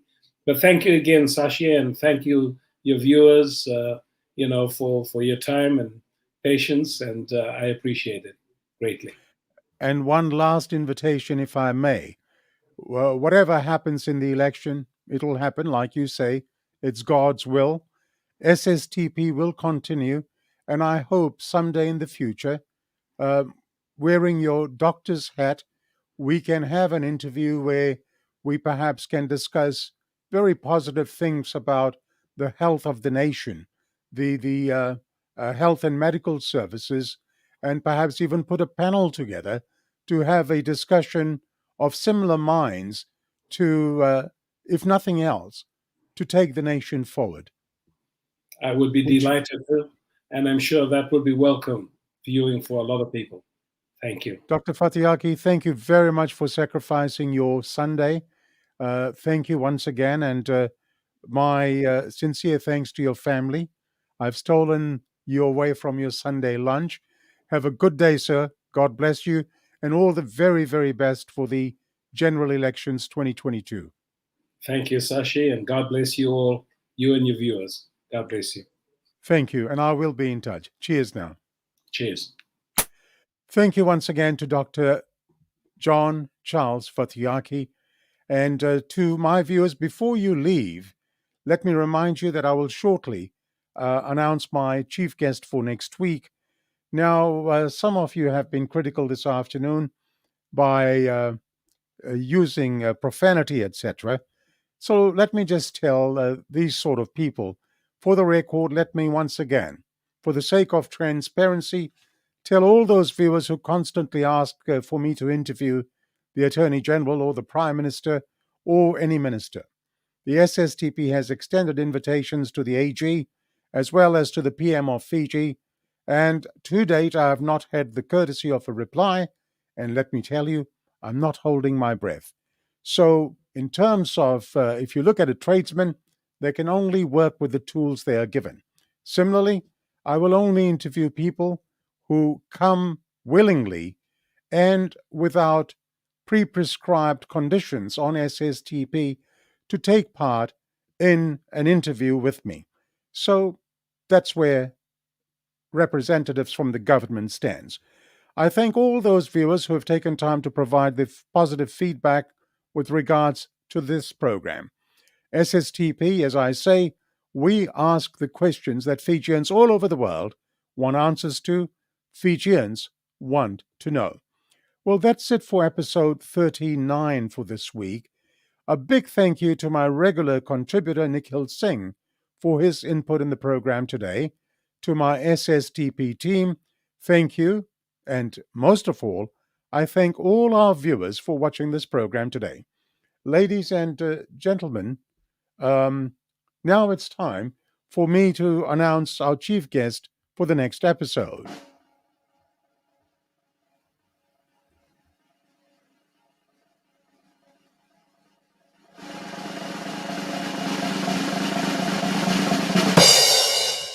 Well, our chief guest for next week is from the Fiji Labour Party, and she is Miss Monica Raghavan. Miss Monica Raghavan is a businesswoman and a Fijian politician.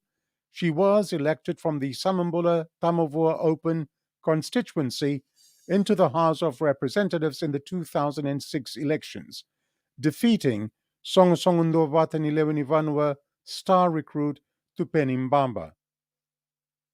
The win also made her one of the youngest members of the House in that election. I am really looking forward to an enlightening interview with Monica Raghavan, who is also a provisional candidate for the Fiji Labour Party, generally on matters to discuss from a woman's perspective. So will be an interesting discussion on that. And I hope you can join me for episode 40 next Sunday on SSTP. Now, if you have any questions for our chief guest, Ms. Monica Raghavan, please send them to me via our SSTP messenger. So I hope to see you next Sunday on Sashi Singh's Talking Point at 11 a.m. Sydney time, 12 noon in Fiji, 1 p.m. in New Zealand, and at 5 p.m. on Saturday afternoon in Los Angeles and San Francisco. I must thank people for all your emojis, etc., and for those people who have sent stars our way today. Thank you very much for those stars. And yes, as I said, see you next Sunday. Don't be late, or else you'll need a doctor's note. And until the next episode, I wish you all a very safe and happy week. In closing, I leave you with this quote from Patrick Henry. This quote from Patrick Henry says, "The liberties of people never were, nor will..." Sorry, I'll start that again. "The liberties of people never were, nor ever will be, secure, when the transactions of their rulers may be concealed from them.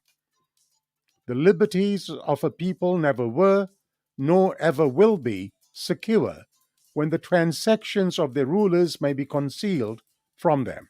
That quote from